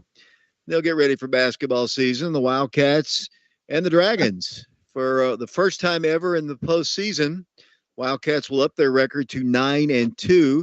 Clinton is starting to inch a little closer towards the 500 mark. They will be, I believe, sitting at 5-6 on the year. Second down, 8 yards to go, 2:35 to play in the ballgame, 49-22. Crawford's going to pass. Sideline pass is caught for a first down right at the 44-yard line. The quarterback's not bad, but I tell you, Hinton makes him look so good. He is he's a special player for the Hurricanes. They really are, and it's a little bit of a tease and a warm up for next week, because Clinton, maybe not the most dominant offensive line, but they've got great skill position players that are dangerous with the ball in their hand, and they've got a quarterback who's a good athlete, a great mobile guy as well. And so, this is a little bit of a warm up. Here comes Crawford passing. Pass is going to be caught. The Wildcats make the stop at around the 43-yard line. Coach Gaddis and I were talking about this Clinton team, and needing a signature win. They really haven't had one in the Josh or the Darrell Keith era, but they're going to knock off McMinn County, who's going to lose for the third consecutive time. They lost to Powell, they lost to Walker Valley, and they're going to lose to the Dragons today. So McMinn County didn't close it out well. The Wildcats beat them in the second round last year, and McMinn County's inability to pass, I'm sure, was a big reason. And you got to give all the credit in the world to the Dragons, because they obviously put it to them. And if they get ahead of McMinn County dead in the water. Crawford's going to pass, goes down the way. Pass is broken up by the Wildcats. Porter. Wildcats also had, looks like, Williams down there and one other. 1:21 to play in the ball game, and Oak Ridge leads it 49-22. Yeah, and it's nice to see some of these younger guys getting in the game. One thing to see them get in the game late in the regular season, but these are guys who have aspirations of playing in big games over the next several years. So to see them getting in and getting some minutes in a playoff game, it's just more experience for some of these guys. From the 42-yard line, Trey Crawford's gone all the way at quarterback, 6'1", 165-pound senior. He drops to pass, fires a pass. It's caught, and the tackle is made at the 31-yard line.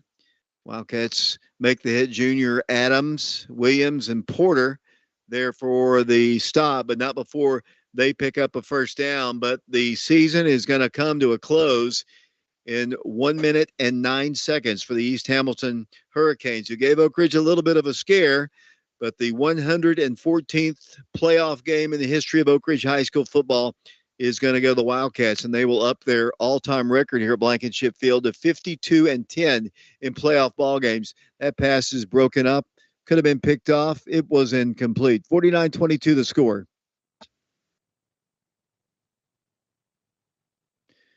Alex is going to go down to the field here. We'll be sliding over Mike. Mike, you want to come over and sit next to me here as we've got a flag down on the play. Mike, the Wildcats with a big win here today, lots of points, but East Hamilton gave Oak Ridge all they could handle in the first half. Well, thank goodness we made a bunch of adjustments after that very first quarter, and the Wildcats finally started putting it on East Hamilton.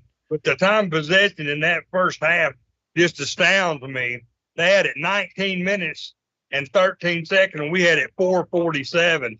So it was an unbelievable first half, but the Wildcats came back super strong here in the third and fourth quarter and have pulled away to a very comfortable lead over East Hamilton and a great victory in the first round playoff victory for the Wildcats. Wildcats have Nate Stevens in the ballgame. He's on the line for the Wildcats.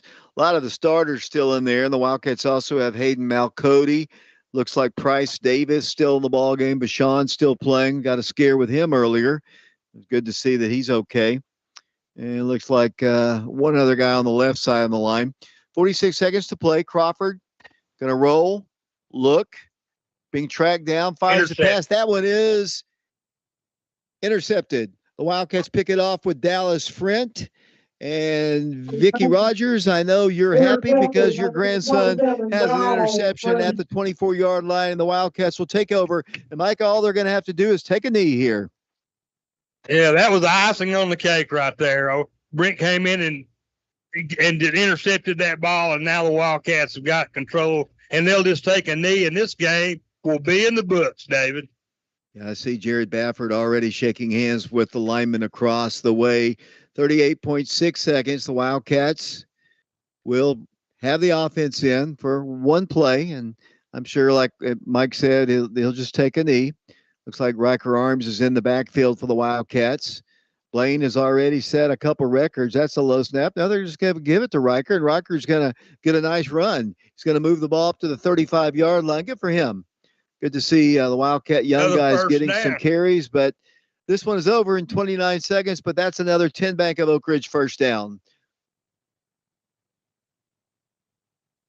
Ball is at the 35-yard line. Out now for sure, David. That was the last play of the game.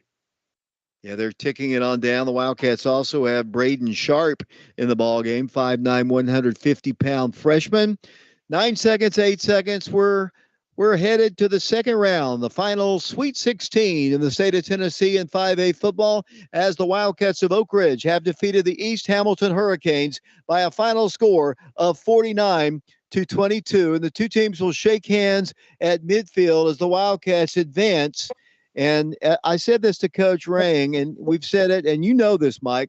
Home field advantage is such a big thing in the playoffs. The Wildcats are now 52-10 in home playoff ball games, and they'll be hosting the Clinton Dragons next week at 7 o'clock here at Blankenship Field. Home field advantage so big in playoff time. That ought to be an outstanding game, David. It's always a big rivalry when we play the Clinton Dragons. You know, I listen to your Crunch Time show every Wednesday night, and I know that from all the interviews you've given, 99% of the players you ask who they'd rather play than anybody else on the whole schedule, the Clinton Dragons, and they're going to get their wish to the second round of the playoffs, as you said earlier, for the first time ever. Yeah, they've never played each other in postseason. They did play those two games in 1943, but never in the postseason as Coach Rang gets ready to talk to his guys on this chilly night from Blankenship Field. Mike, I got to get a couple more breaks in, so I'll let you do your scoring summary. It's going to take forever anyway. We'll probably have to interrupt it anyway. 49-22 is the score. We'll be back to Blankenship Field. The Wildcats victorious. We'll be back in 2 minutes.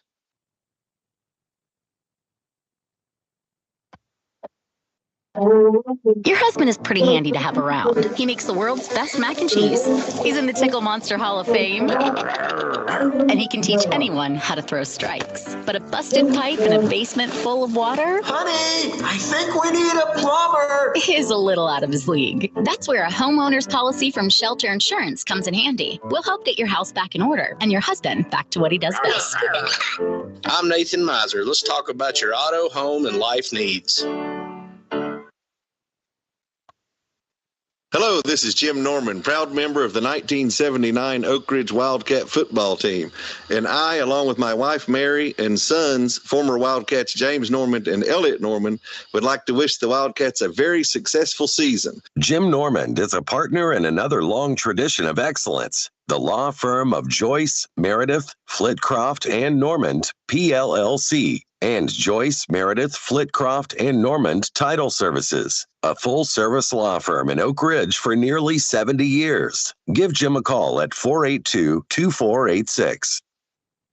Your pets are part of the family, and the caring professionals at MacArthur Animal Hospital know this, and they put their years of veterinary experience in caring to work. MacArthur Animal Hospital is located at 2190 Oak Ridge Turnpike in Oak Ridge. To learn more or to make an appointment, please call Dr. Paul Sluha at 865-482-1797. MacArthur Animal Hospital is proud to support some other cats, too, the Oak Ridge Wildcats, and they would like to wish them well this season. MacArthur Animal Hospital, proudly serving the Oak Ridge area. 482-1797. This is DeJarvis Dozier, and you're listening to Wildcat Sports on FM 92.7, WIJV, and PrepRadio.com.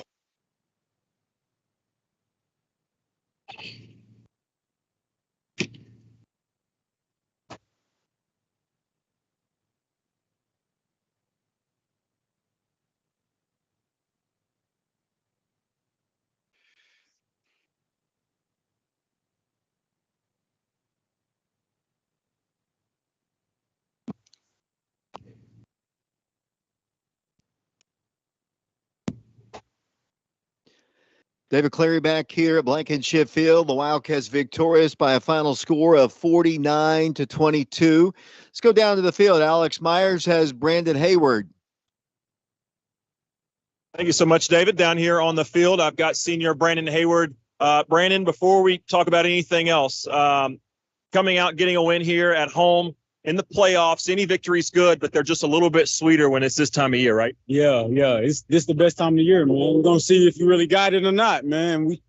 We're gonna prove the world. I just said it from the get. Did you guys see the passing game? Obviously, this team that you guys played tonight, good team, a lot of potential. They got some good athletes, but Coach Rang talked about earlier in the week that were susceptible to the run game. Well, you guys did run on them, but you guys looked like you came out with an intent to throw deep early and often. You guys hit several plays. You had a couple long plays. Almani had a play.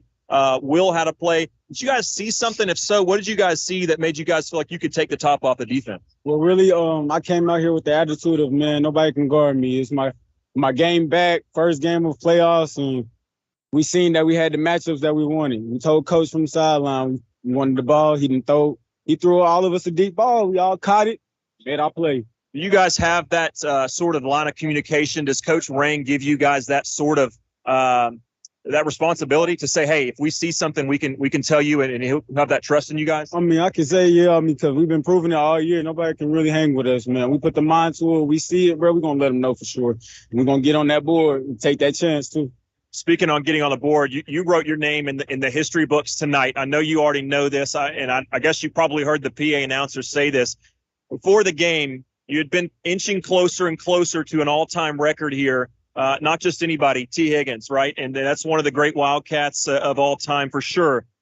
You needed 124 yards. You had 109 at halftime. So all of a sudden, Mark Case, David Clary going, hey, this could happen. This could happen. It did happen, and you weren't done there. Tremendous game tonight. What does that mean to you to now be the sole owner in first place of most receiving yards in Oak Ridge program history? I mean, it's just a major blessing, bro. When I came here, my freshman year, I looked on the wall and I took a picture of all his stats. I ain't made it not beat all his stats, but I knew I wanted the highest record of all the yards. Man, I came out here with that on my mind all day through school, and it happened. My boy Blaine gave me the ball, and I made it work. and we're gonna keep increasing this new lead of them yards. We're gonna make it hard to get next time. How long do you guys celebrate this one? Because you never want to take any for granted. You only got one senior year. You only got one run of the playoffs. But you guys have a dangerous Clinton team, a team that you guys know all too well, coming in here 7 days from now. How long do you celebrate, and when do you turn the page? Man, we celebrate tonight and tomorrow. Sunday, turn that page. That's when film gets shared to us, and we better be watching film Sunday through Thursday, Friday game time. Congratulations, Brandon, on the record and a playoff. Man, thank you. We're going to go from the guy who was catching the passes to the guy who's throwing the passes, Blaine Stansberry. Blaine, we talked to Brandon about a record that he got. He now passed T. Higgins for most receiving yards in a career. You broke not one, but two records. I don't know if you know that you broke both of those tonight.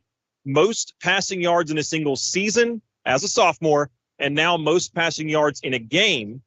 You're also one touchdown shy of tying the all-time record for most passing touchdowns in a season. That's a lot of talking, a lot of numbers to throw at you. How you feeling?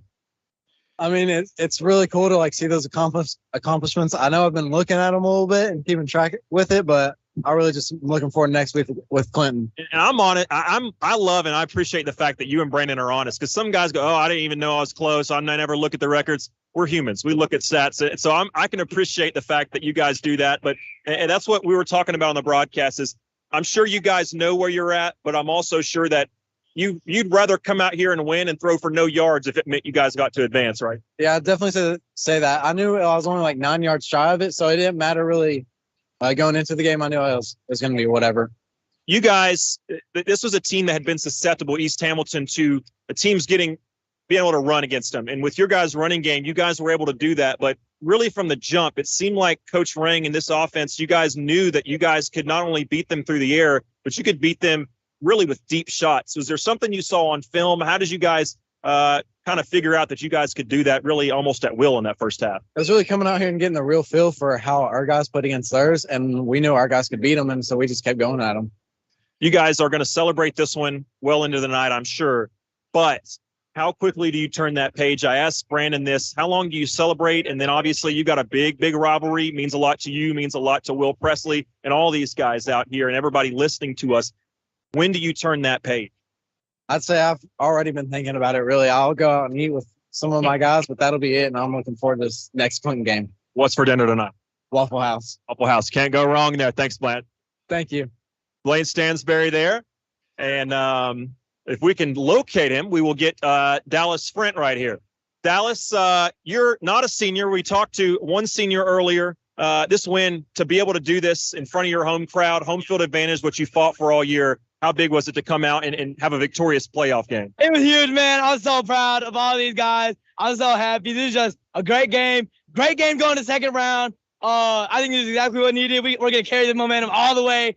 Yeah, it's just a great game, great experience. You could have like a 20-foot napkin. You couldn't wipe the smile off this kid's face. If you're listening to my radio, he is cheesing like none other. Early in this game, you're always kind of an emotional player. You're always kind of excited. You were making plays very, very early.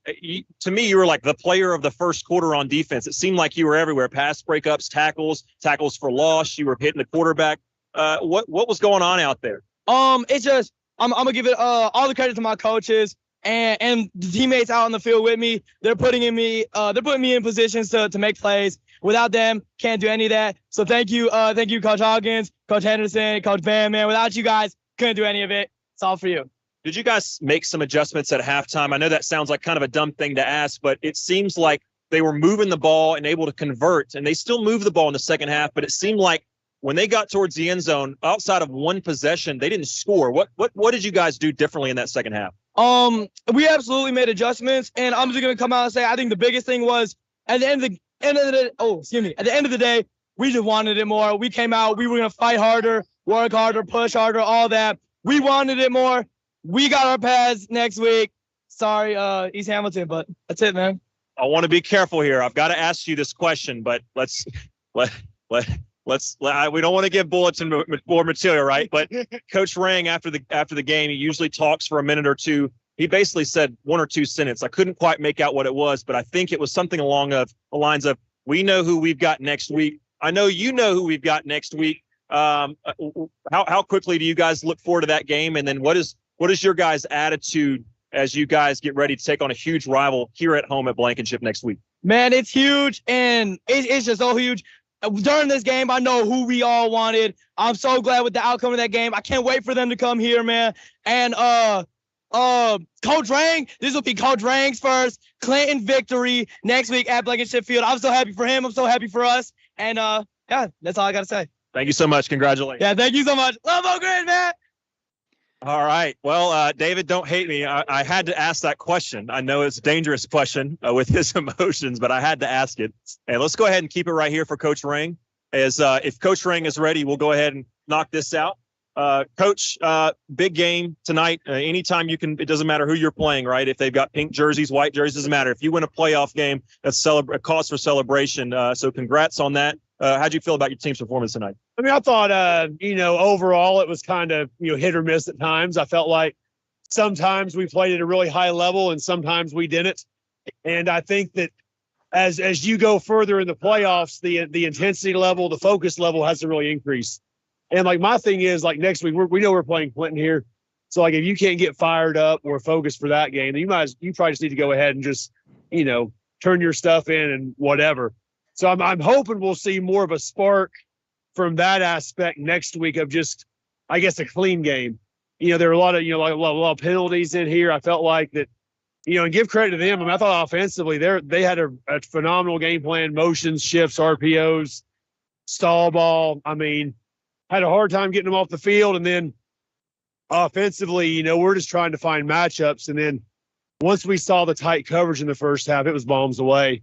And, a lot of guys, they're unfamiliar with us, I think, don't understand how fast Brandon, Will, and Almani are just in a one-on-one situation. And those three, did their thing. And second half, we come out and Javis kind of did his thing. And then defense made some great adjustments. Coach Hawkins and company up there, dialing some stuff up. And really, besides our kickoff coverage, it was really poor. And, it's been kind of poor the past couple of weeks. Hopefully we can get that fixed. But, played, did a lot better in the second half in some areas.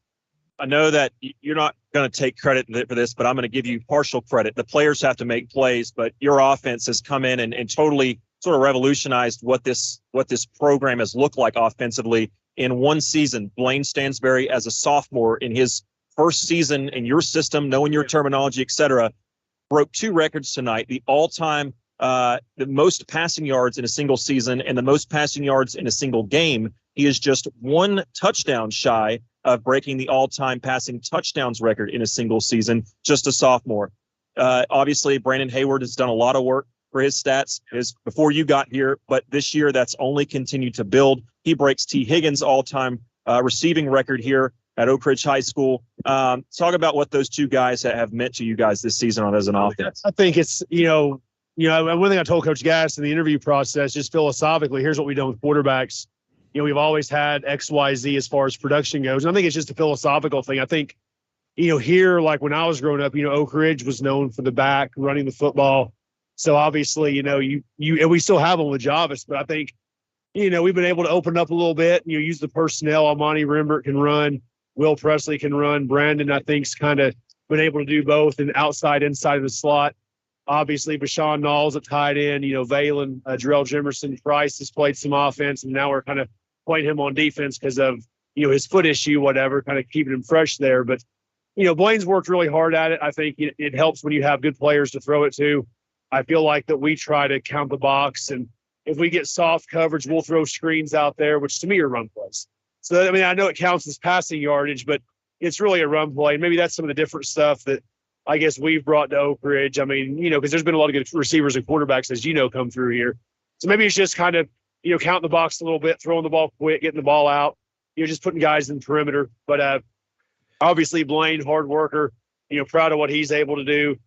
Brandon, same deal. Brandon's been around, 4 years. And, really for me as a coach, come being new, really had no idea that was even about to happen until I guess maybe it was announced. And I was like, wow, really? Because, Brandon's missed some time, obviously with injury this year. So I was like, well, if he's missed, 2.5 games, he may not have the, the time to get some of his goals as far as, the receiving yards and stuff. But, I guess the good thing about that, some of that stuff's behind us, and now we get to play Clinton here in round 2, and obviously play as a team. Kind of win as a team, lose as a team, but obviously, it's fun to see some of that and just get the guys to have fun and score some points. You're not the biggest speech guy. You don't stand over there and talk for 5 or 10 minutes after games.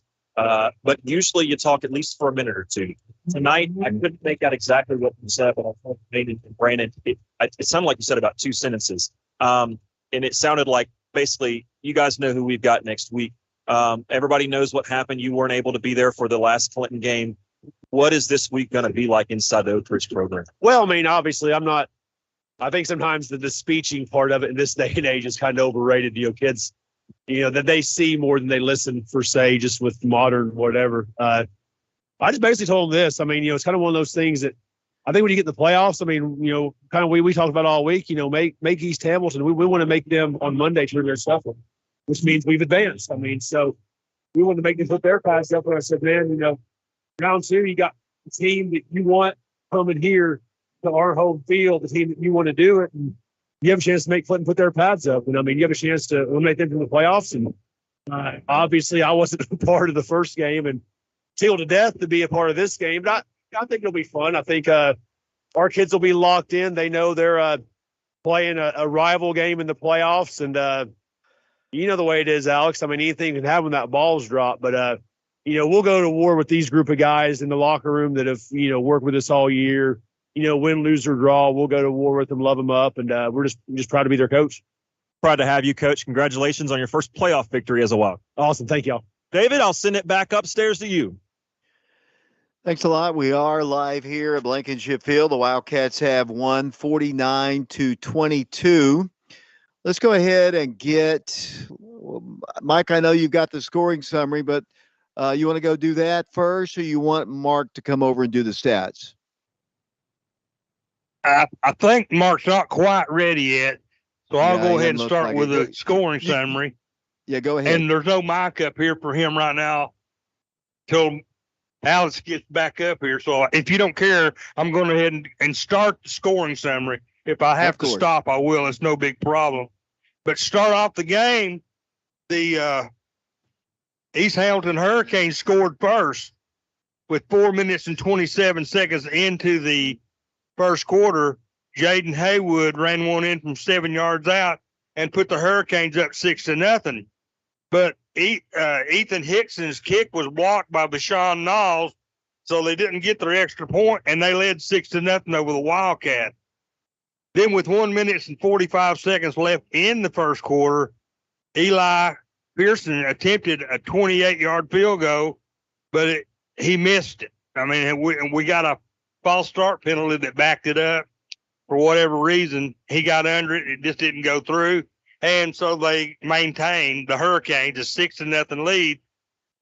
But with 11 minutes and 8 seconds into the second quarter, DeJarvis Dozier ran his first touchdown in from the night from 3 yards out, and the Wildcats tied the game 6-6. Then Eli Pearson came in and kicked the ball between the uprights after 2 more false starts, and the Wildcats went up 7-6. And then with 4 minutes and 59 seconds, Ethan Hickson's kick from 23 yards out, a field goal attempt, was no good, and the Wildcats, was good, pardon me, it was good, and the Hurricanes went up again 9-7 over the Wildcats. But with about 48 seconds later, Blaine Stansbury threw a beautiful 54-yard pass to Brandon Hayward, and the Wildcats went up 13-19. Eli Pearson came in and kicked the ball between the uprights, and the Wildcats would never trail again in this game. Then with 2 minutes and 23 seconds left in the second quarter, Blaine Stansbury threw a 60-yard touchdown pass to Will Presley. Presley made a great adjustment on the ball, caught it in stride, made a great separation move on the defender, and ran it in for a 60-yard touchdown, and the Wildcats went up 20-9. Eli Pearson's kick was good, and the Wildcats led 21-9. Then with 28.2 seconds left in the second quarter, Michael Hinton ran one in for 2 yards out for the East Hamilton Hurricanes, and the score was 21-15. Ethan Hickson came in and kicked the ball between the uprights, and the score was 21-16 Wildcat. Then Bashan Niles intercepted a pass on the 10-yard line, and that ended the first half of the game. Then in this third quarter, Dozier ran his second touchdown in from 1 yard out, and the Wildcats went up 27-16. Eli Pearson came in and kicked it off between the uprights, and the Wildcats were up 28-16. Then was 3 minutes and 50 seconds left in the game. Brandon Hayward set an all-time receiving yardage record over T. Higgins to take the lead number one receiver at Oak Ridge history. Then with 2 minutes and 30 seconds left in the third quarter, Deshaun Dozier ran his third touchdown in from 16 yards out, and the Wildcats went up 34-16. Eli Pearson came in, the kick was good, and the Wildcats led 35-16. Then in the fourth quarter, Bashan Niles blocked another 20-yard field goal attempt by the East Hamilton Hurricanes, and the Wildcats took possession over. And then Blaine Stansberry threw an 80-yard pass to DeJarvis Dozier for an 80-yard touchdown run. A thing of beauty for the Wildcats. And the Wildcats went up 41-16. Eli Pearson came in again. Mr. Reliable kicked it between the uprights, and the Wildcats led 42-16. Then later on in the third quarter, Hamilton scored again when Ethan Hickson ran one in from 8 yards out, and the score was 42-22. Then they went for a 2-point pass attempt. It was broken up by the Wildcats, so the attempt failed, and the score remained Wildcats 42, Hurricanes 22. Then with 3 minutes and 14 seconds left in the game, Blaine Stansberry ran one in from 4 yards out for the final point, 6 points of the night for the Wildcats, as they went up 48-22. Then Oak Ridge's number 89 came in for the Wildcats and kicked the ball between the uprights, that being Frankie Ortiza, and the Wildcats won this game 49-22, David. Thanks a lot there, Mike. 49-22 is the final score. The Wildcats victorious. I know we're getting ready to swing it over to Mark Hayes, but before we do that, let me remind everybody we would like to thank Virginia Bowles, Laura Langley, Charles Faust, Zach Painter, Jerry Williams with Trinity Home Care and Consulting, Malcolm Henderson, Sandy Henry, James and Marianne Hanson, Tina and Jim Trent with Jim Trent Insurance, and Susan Steck for sponsoring our stream on our YouTube channel. If not for them, we wouldn't have gotten on the air, and we're going to be raising money. We've already raised some money. Thank you very much. Sorry about that. Mark Hayes back here. Oak Ridge victorious tonight, 49-22 over East Hamilton. Looking at the statistics, first for Oak Ridge, they were led on the ground by DeJarvis the Bull Dozier. He had 215 yards on 20 carries. His long was 31 yards. Demillion Porter had 29 yards on 2 carries. Riker Arms had an 11-yard carry. And Blaine Stansberry carried the ball twice, netting no yards, but he did have a touchdown, a 4-yard run. Speaking of Blaine Stansberry, he was 10 of 20 for 358 passing yards. He did have 2 interceptions. His long tonight was 80 yards. One thing I failed to say was, as a team, the Wildcats rushed the ball 25 times, gaining 255 yards on the ground. As I said, Blaine Stansberry, 10 of 20 for 358 yards with 2 interceptions. His long was 80 yards. Brandon Hayward had 5 receptions for 136 yards. DeJavis Dozier, he had the 80-yard touchdown reception from Blaine Stansberry. Almani Rembert, he had a 65-yard touchdown reception. And he also had another reception for 9 yards. So he had 2 receptions for 74. Will Presley, 2 receptions for 68 yards. One of his was a 60-yard touchdown pass. So as a team, the Wildcats on the ground, 255 yards on 25 carries. That's an average of 10.2 yards per carry as a team. That's amazing. Through the air, Wildcats 358 yards on 10 receptions. That would be an average of 35.8 yards per carry. Another incredible statistics for the Wildcats. For, as I said, 358 yards passing. Total offense tonight, 613 total offensive yards for the Wildcats. Incredible for the Wildcats. That's another game that goes in the history books. First downs, Oak Ridge had 16. They had 8 penalties for 51 yards. Oak Ridge time of possession was 16 minutes and 48 seconds. Now looking at East Hamilton, they were led on the ground by their quarterback, Trey Crawford. He had 58 yards on 14 carries. Vanzale Hinton had 48 yards on 7 carries. Michael Hinton had 39 yards on 18 carries. Jaden Hayward, 7 carries for 32 yards. And Kyrese Willis rushed the ball 3 times, netting -1 yard. So as a team, the Hurricanes rushed the ball 49 times, gaining 176 yards per carry. That is, 176 yards on the ground. That's 3.6 yards average per carry, as opposed to Oak Ridge, who had 10.2. Passing, Trey Crawford, quarterback for the Hurricanes. He was 4 of 28 for 131 yards. He did have 1 interception on the night. His long was 24 yards. Vanzale Hinton was the receiver of the 24-yard reception, in addition to 8 other receptions. He had a total of 9 for 93 yards. Zane Liffick had 2 receptions for 19 yards. Michael Hinton had 10 yards on 2 receptions, and Jaden Hayward had a 9-yard reception. So, as a team, the current Hurricanes had 176 yards on the ground on 49 carries, that had 131 yards through the air on 14 receptions. So a very balanced attack by the Hurricanes.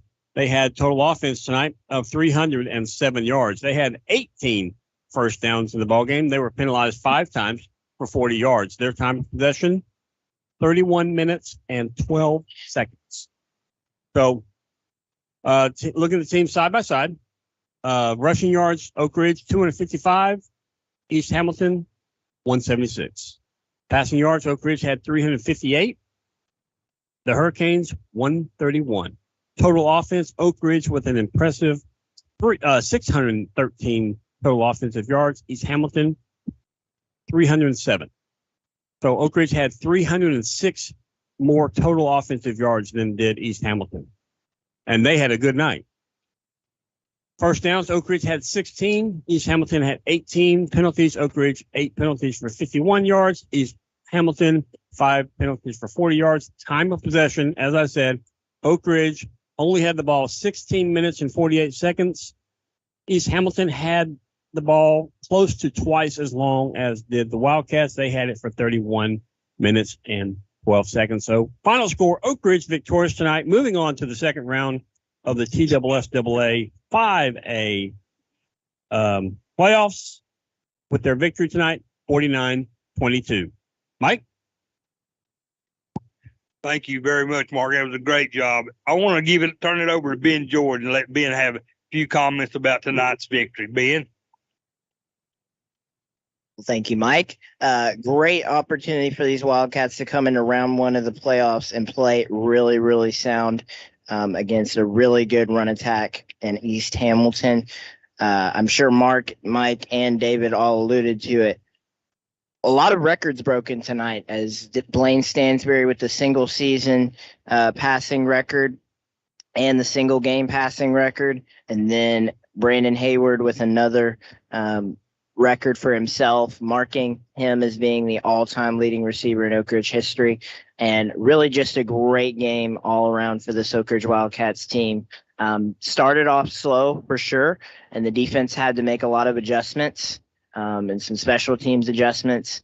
And, it wasn't perfect. It really wasn't. The scoreboard says a little otherwise, but it wasn't perfect. But these Wildcats still stood tall and stood strong, and they did everything that they needed to do there in the second half and throughout the rest of the game to make a really good opportunity at cementing an opportunity to play Clinton next week here at Blankenship Field. So, again, a really great opportunity for these Wildcats, and they showed up and showed out. Thanks a lot, Ben. Great job. Okay, I'm going to turn it back over to Alex Myers and David Clary. Thanks a lot, Mike. We appreciate that. And Ben, for being a part of our broadcast tonight. It's always fun to get the first one under your belt. The Wildcats did that. As we've all said, it wasn't a perfect ball game, but the Wildcats do survive and advance. 49-22 the score, lots of records, individual records. But what matters is the fact that they won the ball game. Alex, your final comments as we get ready to close it out. Yeah, anytime you get up here and you can play a playoff game at Blankenship, it's a good deal. And especially when you can do that and come out with a win and over a team that, you're not really familiar with and you haven't played in, 10 years, to get that sort of revenge for some of those guys that were on that team. And, that one hurt for Wildcat Nation. We were favorites in that one. So to get that revenge game, it's great. Like you guys have all said, it's always a good day when you can win a playoff game. But I think quickly, David, we turn the page and we get ready for what will be just an epic matchup against a very formidable Clinton team next week. Oak Ridge will have to play well. They'll have to play, quite frankly, better than they did tonight, and we'll expect them to do that certainly. But my very last comment, Dave, I hope we can pack the ship next week because the team needs it, the team deserves it, and quite frankly, we need more people out here at Blankenship than we had this week. Alex, I appreciate your good work today, and I hope the same. Hopefully we'll have a good turnout of fans, and I know Clinton's going to bring a lot of people. Their opportunity to advance. Clinton will only be playing in about their 21st or 22nd playoff game ever. The Wildcats have played in 114, so it'd be a big feather in their cap to knock off the Wildcats here at Blankenship Field and advance to the third round. Once again, our final score, the Wildcats victorious tonight over East Hamilton, 49-22. We appreciate John Ulrich, Ben George, along with Matthew Charles doing camera work, along with Caleb Riker. Brian Bennett has been back in the studios of FM 92.7. Mark and Shauna Hayes, as usual, doing our stats. Mike Sheehan as well. Our next broadcast of Oak Ridge High School football will be coming up this Friday night, 7 o'clock. The Wildcats taking on the Clinton Dragons. We'll also have Crunch Time coming up on Wednesday, 7 o'clock, live from the Pizza Inn. We'll hope you'll join us there. For all the people I mentioned before, once again, the final score, Oak Ridge defeats East Hamilton 49-22. Until next week, this is David Clary saying so long, everybody.